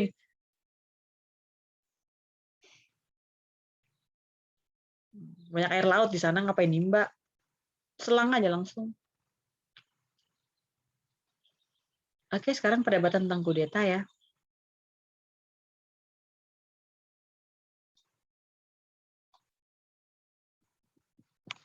Dia nimba ilmu yang tepatnya, Din. Dinda, julidnya ngeri, parah, to the point. Nimba air, nimba ilmu. Nanti kamu KKN di UKN di daerah pelosok yang airnya masih mengandalkan air hujan tuh. Jadi air tanah digali, air hujan tertampung. Ih, mantap mandi kayak gitu. Pulang langsung dia tuning kita badan kita. Glossy. Perdebatan tentang kudeta, ada yang mau ditanyakan? Silahkan. Bu mau nanya, yang membuat pemerintahan yang pengkudeta itu bertahan dalam pemerintahannya itu sebenarnya apa, Bu? Gimana kalimatnya? Si Jokowi dikudeta atau gimana? Contohnya, pakai logika begitu deh. Saya mengkudeta Jokowi, tapi kemudian rakyat itu apa ya? Rakyat itu walaupun memang ada perlawanan, tetapi kepercayaan kepada rakyat ke saya itu tinggi, Bu, gitu maksudnya. Oh, dukungan rakyat Ke terhadap kudeta apa? ini. Pemerintahan kepada pengkudeta itu bertahan, Bu. Padahal kamu gagal atau berhasil kamu? Berhasil. Berhasil. Berarti kan menggulingkan kekuasaan Jokowi. Iya, Kamu sipil atau militer? militer aja, Bu. Militer. Hmm. Berarti ya jawaban saya pertama militer mendapat tempat di hati rakyat atau militer berhasil menggunakan alasan rakyat untuk menjadi alasan menjadikan kepentingan rakyat sebagai alasan atau motif pelaksanaan kudeta. Dan yang kedua, satu jawaban saya itu ya, berarti militer mendapat tempat di hati rakyat. Kedua, militer berhasil menggunakan kepentingan rakyat sebagai misi kudetanya. Yang ketiga, berarti rejimnya tidak demokratis. Itu pertanyaan yang ketiga, itu yang penting. Kalau rejimnya demokratis, rakyatnya masa heng-heng mau mendukung militer untuk kudeta? Kalau saya pikir kalau dia demokratis tidak ada alasan sebenarnya untuk kudeta, hanya perebutan kekuasaan saja. Tapi kalau dia sudah demokratis, saya pikir hak rakyat kan terpenuhi. Nah, kalau sekarang gini, kalau dia demokratis terus Fikri itu militer terus didukung sama rakyat, palsu itu pasti dukungannya. Karena kan ini loh, pemerintahan yang demokratis apalagi yang belum dipenuhi gitu loh untuk hak rakyat. Logikanya begitu, Fikri. Jadi kalau ya saya bilang, saya contohkan tadi si Libya, Muammar Gaddafi. Benar nggak dia demokratis versi Muammar Gaddafi? Ya, demokratis. Tapi versi secara konsep dan teoritis benar tidak? Nah, lalu datang si NATO ala-ala ini kan. Nah, ini yang kadang gini loh, cara pandang terhadap sebuah hal itu yang menyebabkan perbedaan persepsi kan. Versi Jawa dengan versi Bugis, memandang pisang, memandang apa? Pisang goreng. Pisang goreng, gula merah itu beda lagi ya kan. Sekarang cara pandang yang berbeda itu haruskah membuat saling berjibaku untuk menyatakan enggak, menurut Bugis begini pisang itu, menurut Jawa begini gitu ya. Harus dibuat pisang goreng, harus Jawa dibuat begini. Nah, dalam konteks demokrasi, ya kan? Dalam konteks demokrasi, perbedaan cara pandang ini yang harus dipahami. Demokrasi itu kan konsep barat. Sementara banyak negara Arab mempraktikkan demokrasi dengan versi dan adopsi dengan nilai-nilai lokal mereka, tradisi Islam dan sebagainya. Di Timur pun begitu. Jadi jangan serta-merta ketika ada kacamata barat, ketika mau dipraktekkan ke Timur dan ke Islam, itu harus sama, nggak bisa.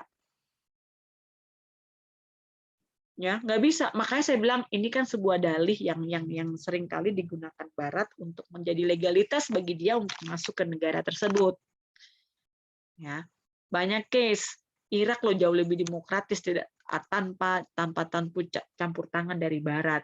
Iran pun juga seperti itu, tanpa campur tangan Barat itu juga jauh lebih demokratis. Versi dia, Islam tidak bisa dimaknai dalam konteks demokrasi secara Barat. Keadilan, kesamaan itu tidak bisa. Perempuan tetap di belakang laki-laki dalam konteks Islam. Mau disamakan dengan nilai Barat, tidak bisa. Jadi di banyak kasus, makanya saya bilang dekolonisasi ini kan berat ya. Proses transformasi, proses transfer kekuasaan dari negara penjajah ke negara ke pemerintahan domestik, pemerintahan lokal.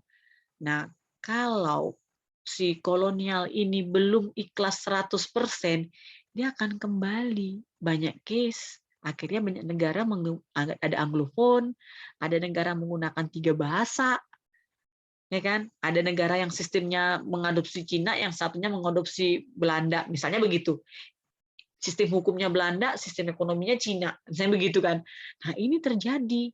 Dan ini rentan ketika negara itu sudah ketika sudah ada kekuatan atau pengaruh atau intervensi dari asing. Ya, rentan.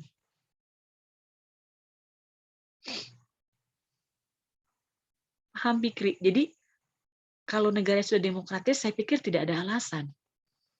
Ya, kalaupun misalnya, oh kami memperjuangkan hak perempuan, pemerintah itu tidak sangat diskriminasi terhadap perempuan. Halo, yang neliti skripsi saya kadang nanya, kamu bicara begitu kacamatamu barat, sementara dia timur, berbasis Islam lagi agamanya, saya bilang begitu. Nggak bisa kamu kayak gitu, kamu nanti kan stuck kamu di pembahasan, saya bilang, kamu tidak akan menemukan analisis. Saya bilang begitu, analisismu lebih kepada debat kusir. Karena apa? Kamu hanya mengumpulkan serangkaian opini, dan itu barat semua. Dan itu akan menjustifikasi dia salah. Gitu. Kan begitu logikanya. Ya kalau yang sempat yang lalu-lalu kan yang konten tentang undang-undang LGBT itu kan, saya bilang nggak bisa itu, saya bilang kalau apalagi dalam negara-negara Islam pasti dibilang salah, nggak mau dia. Dasarnya kan HAM. Sementara kalau di negara berdasarkan agama, berdasarkan budaya ketimuran, itu nggak akan ini, nggak ada dalam Kristen pun nggak ada namanya LGBT itu. Nah. Oke. Oh ya, Bu. Ya. Kudeta dalam sistem monarki itu kenapa nggak secepat kudeta di sistem ya kayak republik atau demokrasi ya Jepang aja lah, Bu. Butuh 362 tahun baru bisa menghilangkan kesogunan Tokugawa. Padahal kan rakyatnya juga di situ banyak gak suka, tetapi kenapa kudetanya itu sangat lambat, butuh waktu sampai ratusan tahun gitu baru ada inisiatif dari rakyatnya, Bu.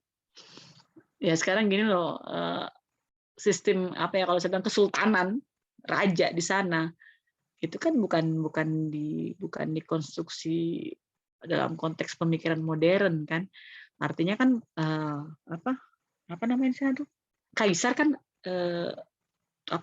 titisan dewa kan titisan matahari, itu saya bilang nggak tahu dah begitu ya. Dewa jadi matahari, Bu. Ya makanya tuh dewa matahari kan artinya ya sulit ya, sama juga kayak di Thailand kan sulit sekali tuh untuk mengatakan raja itu salah, raja itu tidak benar, jadi susah kalau dia monarki. Sama kayak di Inggris dah, kalau dipikir undang-undang di Inggris kan sangat enak banget, pajak itu kan untuk kehidupan rakyat, buat kehidupan bangsawan kan, pajak sekian persen itu tinggi di Inggris untuk kehidupan bangsawan, mensupport mereka tinggi banget biayanya. Tapi kenapa rakyat Inggris tidak protes? Ya ini sudah sebuah konsekuensi yang sudah terjadi dan dipraktekkan sebagai dalam konteks norma. Ini susah kalau sudah norma. Ya. Jadi sulit ya, artinya apa? Negara mereka dibilang semi modern dalam konteks sistem politiknya, ya memang terjadi seperti itu, tapi dalam prakteknya kan cenderung sangat konservatif kan, artinya nilai-nilai kelokalan mereka, lokal wisdom mereka itu betul-betul dipraktekkan walaupun dalam konteks modern kan sangat mencekik rakyat itu. Thailand loh, rajanya berapa selirnya, kehidupannya banyak di luar negeri, dia COVID melarikan diri ke negara lain, apa-apaan coba, kayak gitu tuh kan. Terus kalau raja, kalau di Jepang kan lebih streng ya, lebih streng dalam artian tata cara segala macam, tata tegas lah garisnya.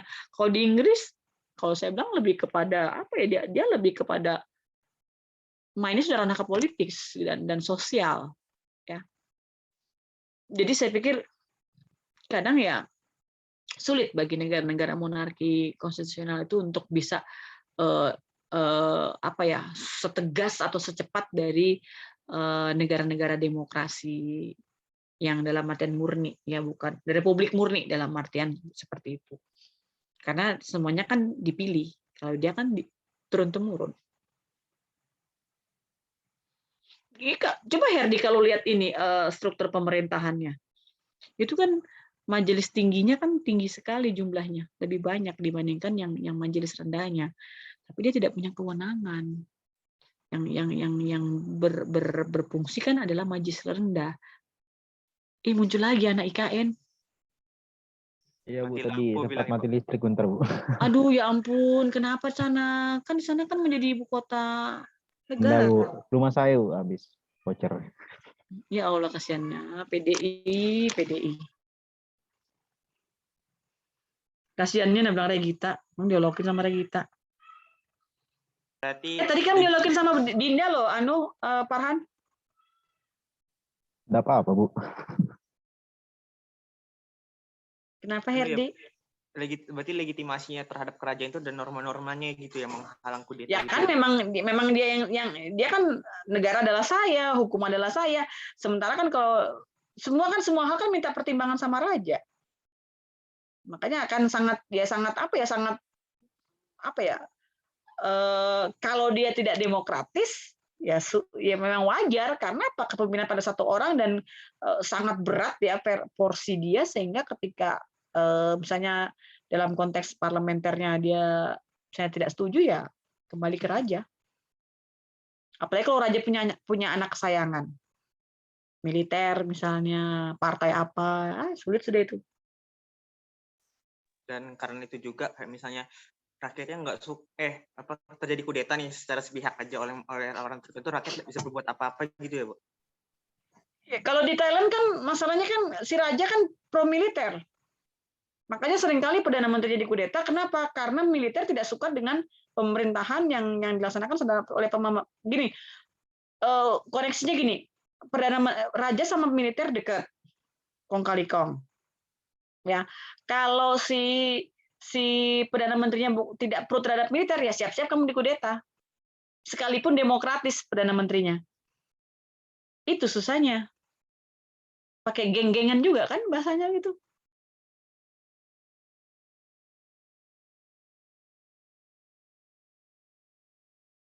Sama kan kayak Korea Utara.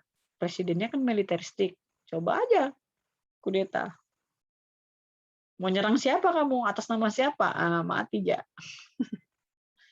Mungkin kalau disurvei mungkin militer di Korea setengah aja mungkin yang setuju sama presidennya, setengahnya pro ke rakyat mungkin kalau ditanya. Tapi bagaimana? Mungkin kakak kudeta di sana. People power penting itu di situ. People power sama gerakan sosial movement penting di situ kalau memang mau melakukan kudeta. Mau nggak mau people power. Kalau memang sudah militer kong kali kong dengan presiden atau dengan raja, people power. Tapi ya people power juga tidak selamanya berhasil ketika pemerintah sudah lebih represif. Kayak di Myanmar ya, Bu? People power-nya. Ya, banyak lah people power itu. Saya pikir gini loh. People power itu kan gini ketika militer tidak bisa digunakan, tidak bisa berfungsi sebagai alat, terus presiden tidak ini. Tapi banyak juga yang gagal. Di Venezuela coba kamu lihat. People power tetap tidak bisa presidennya ditambah kekuatan Amerika sekalipun tidak mau presidennya tetap ini. Nanti pas ada bencana alam atau apa itu hari ya krisis baru masuk. Amerika Latin juga kental juga tuh suasana kudetanya tuh. Tapi ya itu tadi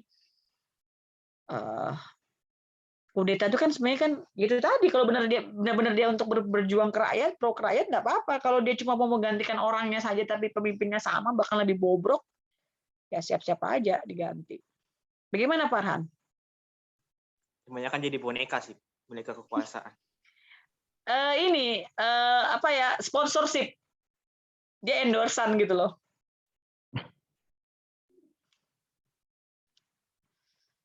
Masih ada Kak Rona slide-nya? Habis? Habis, Bu. Oke. Ada yang mau tanyakan? Kembalikan lagi dong ke slide tadi yang tadi. Jangan di back. Nanti Farhan kapan ulang tahun kita belikan genset teh? Desember, Bu. Desember, dekat. Tahun depan aja deh. Farhan Liskila namanya, Desi dong. Desianto.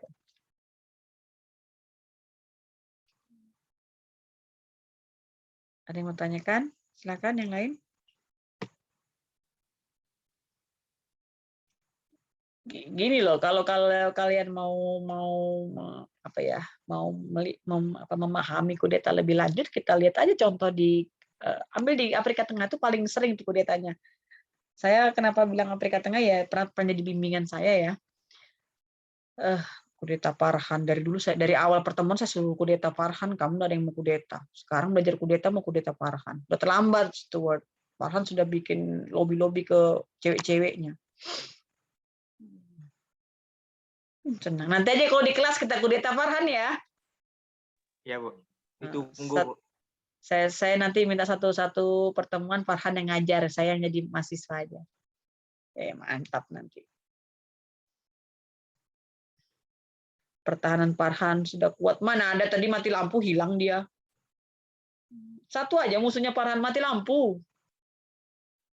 Langsung hilang sinyal. Kalau di kelas tuh saya kebanyakan gini loh, misalnya gini, minggu depan saya materi ini, silakan kamu ngebahas poin ini, ngebahas poin ini. Jadi ketika saya ngajar nanti ada serangan balik dari kalian, karena kalian sudah mempersiapkan. Saya gitu kalau ngajar di kelas. Jadi materi minggu depan kita bahas ini ya, poin-poinnya ini. Nah silakan nanti sudah belajar di rumah gitu. Nanti pas di kelas, jadi kayak kita sifatnya tidak terpaku di PPT, karena sifatnya di daring kan agak susah ya. Tapi ya bersyukurlah ada beberapa pertanyaan dari kalian. Nah kalau di kelas, ya kenapa Farhan? Yang di Samarinda Bu, besok bulan depan ke offline ya Bu? Ini kalian belum ada yang daftar tuh kayak apa? Sudah daftar belum Bu. kalian? Udah, Bu. Udah ngirim kita ke Prodi sama admin HI-nya. Berapa ratus orang? Udah nyampe Bu. Nggak Yang di nyampe, Bu. Samarinda berapa orang aja Bu? Pada malas mereka. Yang tinggal di Samarinda doang kan Bu, yang KTP-nya Samarinda. Kemarin gini loh, yang rapat dosen IP itu ada beberapa angkatan di atas, itu mereka ini sepakat kembali ke kosnya di Pramuka. Akhirnya itu jadi pertimbangan bagi mereka untuk membuka kelas luringnya juga. Nah itu sudah aku bilang sama kalian, yang domisili Enggak, ya Samarinda, yang ada tadi malam saya bilang Bu. Kentut. Ada Bu. Padahal aku yang bilang. Sempat nanya, Bu. Oh iya, Itu maaf. sudah Farhan ini suka loh, suka jadi perpanjangan lidah loh. Nggak usah sempat begitu. nanya, Bu. Berapa orang yang bisa di Samarinda? Ya sekitar 15 orang itu aja ada yang nggak diizinkan lagi ya. Iya Bu, ada yang nggak diizinkan Bu. Ada yang nggak diizinkan. Kenapa nggak diizinkan? Kenapa? Kamu aset Karena negara. ada yang belum vaksin Bu. Sih, Bu. Karena ada yang belum vaksin sama yang dibolehkan orang tua. Manado Bu. Apa Stubat? Nggak kedengaran kamu, suaramu Kamu Samarinda Sobat? Bentar lagi ke Samarinda. Sekarang. Bentar lagi, Rabu. Main sih kamu di kampung Stuart, nggak enak di kampungan nanti kamu. Enggak Bu, saya di Manado ini Bu. Bikin Saya apa? ke-trigger Bu. Pesta-pesta. Kalau belum vaksin PCR bilang. Semua, kalau dia Semua. bandaranya Jawa Bali PCR, mulai hari ini semua yang Jawa Bali itu PCR. Tapi nggak tahu ya kalau untuk Makassar ke Bukan Bu, yang perkuliahan Bu. Oh. Kalau penerbangan kan PCR wajib. Kalau Ya, yang kenapa Ya. kalau perkuliahan kan ini aja vaksin? vaksin aja kan. Kalau misalkan yang belum itu PCR kan Bu. Nggak tahu saya. Oh, nggak Ada tahu. lagi ke PCR, berapa lagi bayar tuh 500.000? 100.000 itu PCR sekarang. Mana ada itu 300 antigen? 300 lebih. Kalau kalian pakai bambu. Berdarah ya Bu. Mau Bu dicolok tiap hari di kampus udah enak hidung. Saya seminggu 2 kali waktu itu di antigen, perasaan hidung saya jadi melar. Makanya Bu, hilang keperawanan hidung Bu. Air mata udah netes. Ih, sedihnya. Kayak Farhan ngelihat nggak pernah kemiskinan. PCR kayaknya Bu. Aku Farhan. pernah Farhan anak dalam Bu, anak emas Bu. nggak Nggak pernah perlu PCR PCR. Bu. Dia bisa PCR. deteksi pakai jari, Bu. Bu, itu saya mau nanya tuh Bu. Kami kan Apa? lewat info berarti satu hari satu mata kuliah tuh Bu. Berarti sisanya online gitu Kak Bu? Hybrid ya itu ya, Yardi. Jadi saya nggak tahu ya pembagiannya yang turun itu kapan, terus yang di Zoom itu kapan. Jadi gini loh, itu kan per prodi cuma dikasih satu ruangan, terus itu bergantian. Jadi ini untuk apa ya? Kan kita mulai di angkatan 2020 tuh. Makanya misalnya kalau kelas kalian mata kuliahnya misalnya 15 orang nih anak kelas kalian. Nanti cuma itu aja itu yang diajar tiap hari, cuma dosennya beda. Kebayangkan dosennya juga dikolok-kolok tiap hari kalau mau ngajar. Hidung saya nanti gini.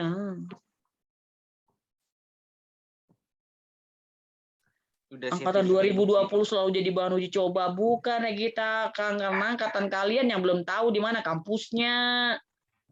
Nah, nanti kamu dimasukin di kuliah di Untak, kamu mau juga nanti. Mending kok di Untak, di UI. Kan beberapa mata kuliah ini misalnya kayak sekarang nih Bu, nanti jam 10.30 lanjut lagi ya. Masa saya harus pulang dulu gitu, ngebut Satu gitu dari hari satu matkul. iya.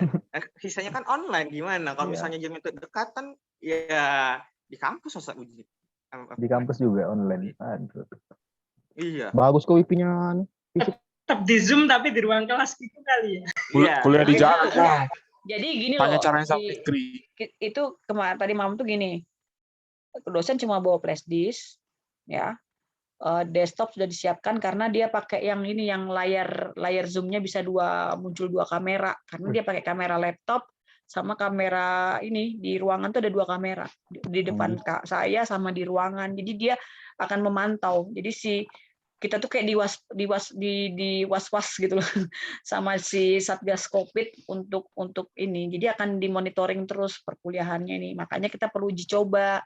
Kalau kita tidak pernah mencoba, bagaimana mungkin kesiapan dari fakultas untuk mengadakan kuliah secara luring. Nah, itu mau kuliah daring terus. Terus ini juga yang akan dilaksanakan segera itu adalah ujian skripsi. Itu secara luring. Karena kami kan cuma berlima kalau ujian. Begitu.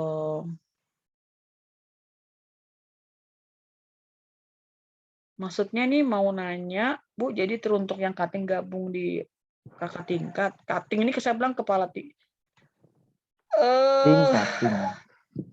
Kalau kamu ada di Samarinda, kamu gabung enggak apa-apa.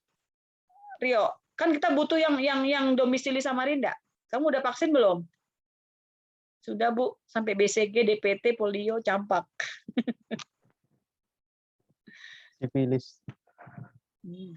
Sudah hepatitis.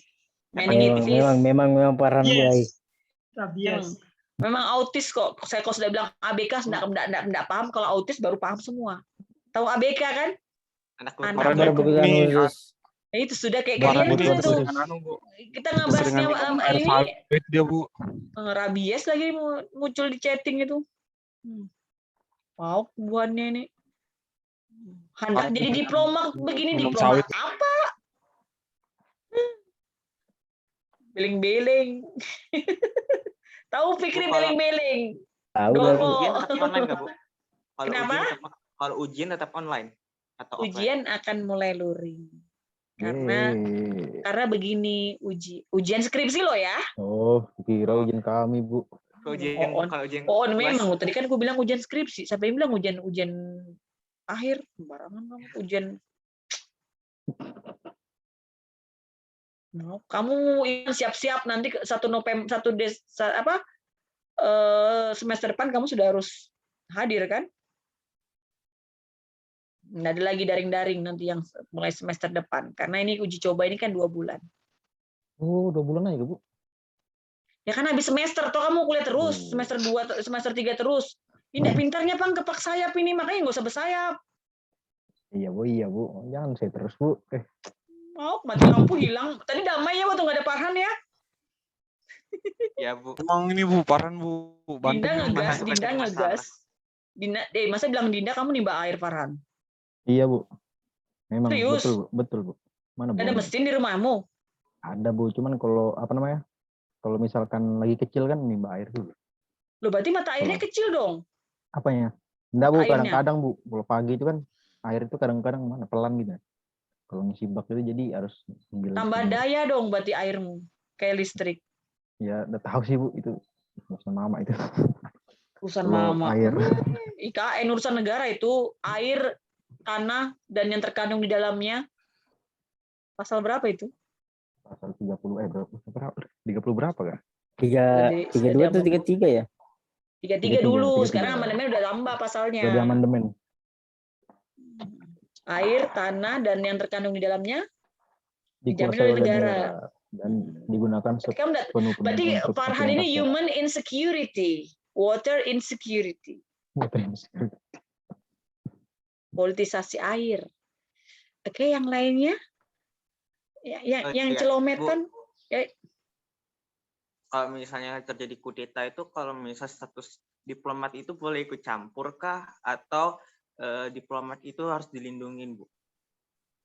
Status kita Sebenarnya sebagai gini, kalau itu kayak di Turki kemarin kan Indonesia sudah mengerahkan Indonesia sudah mengerahkan kudeta kan sudah tercium nih akan terjadi proses itu tadi ya.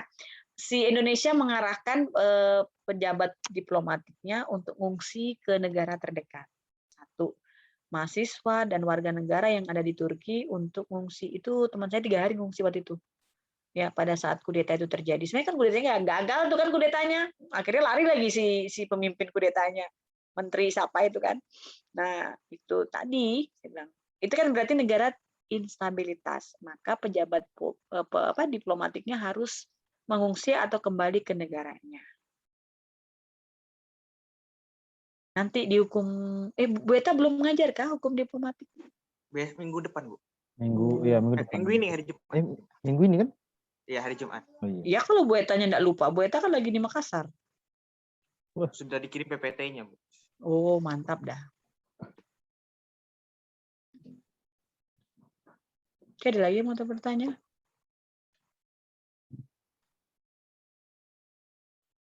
Yang lain?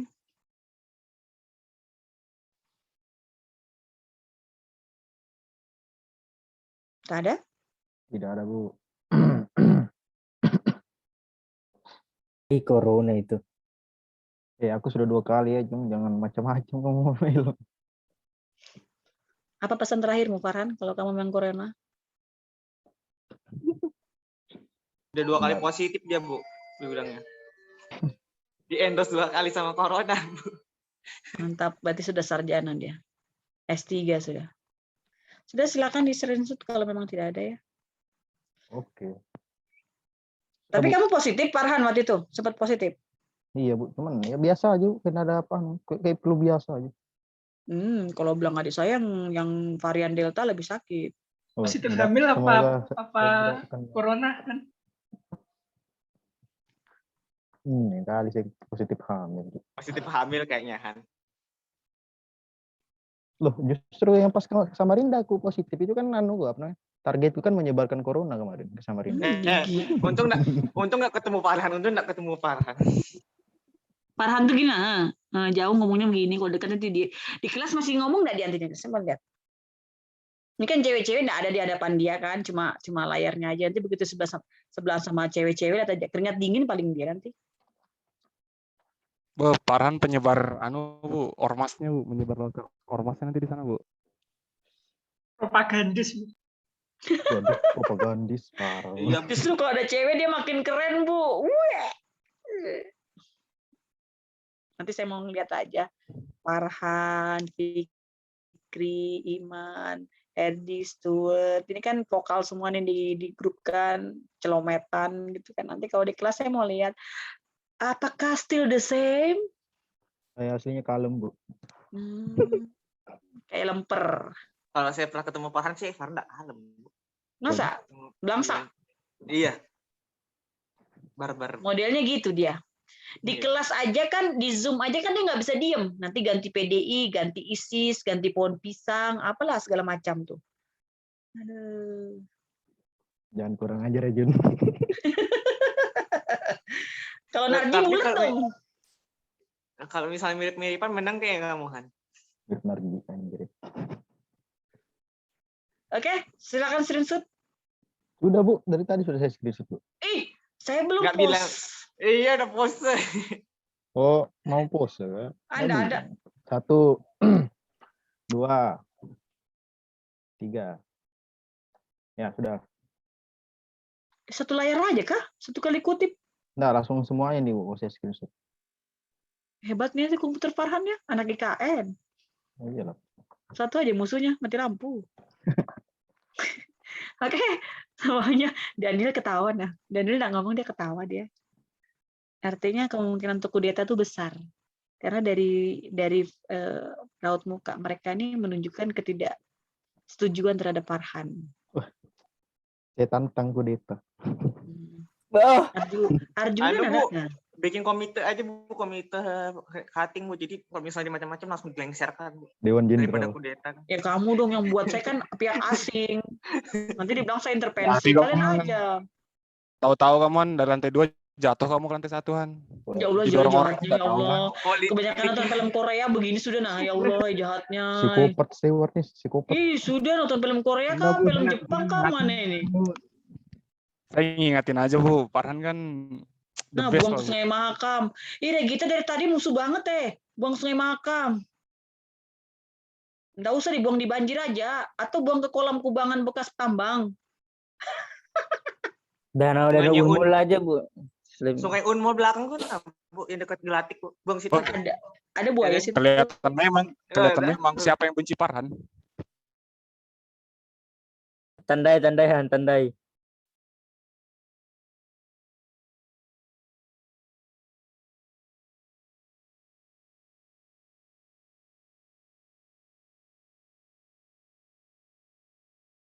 Masih bertahan dengan pemimpin yang seperti ini? Ya harusnya diganti sih, Bu. Saya juga mau Enak dijadikan diganti, cuman tumbal nggak Bu. mau. Ada uang Enak. pajar Bu. Serangan Enak pajar dijadikan Bu. tumbal sih Bu. Enak Ditumbalkan dijadikan sih, tumbal. Bu. Enak Bu ditumbalkan. Farhan kalau dosen siapa ini cuttingnya Farhan. Enak ditumbalkan. Walah, gitu ya. Jadi yang berkurang rasa malunya ya. Iya Tebal Bu. malunya, stok malunya banyak. Iya Bu. Ya, nggak apa-apa lah, kamu di dunia dizolimi, di akhirat kamu dapat surga, Farhan. Amin. Atau sebelahnya surga.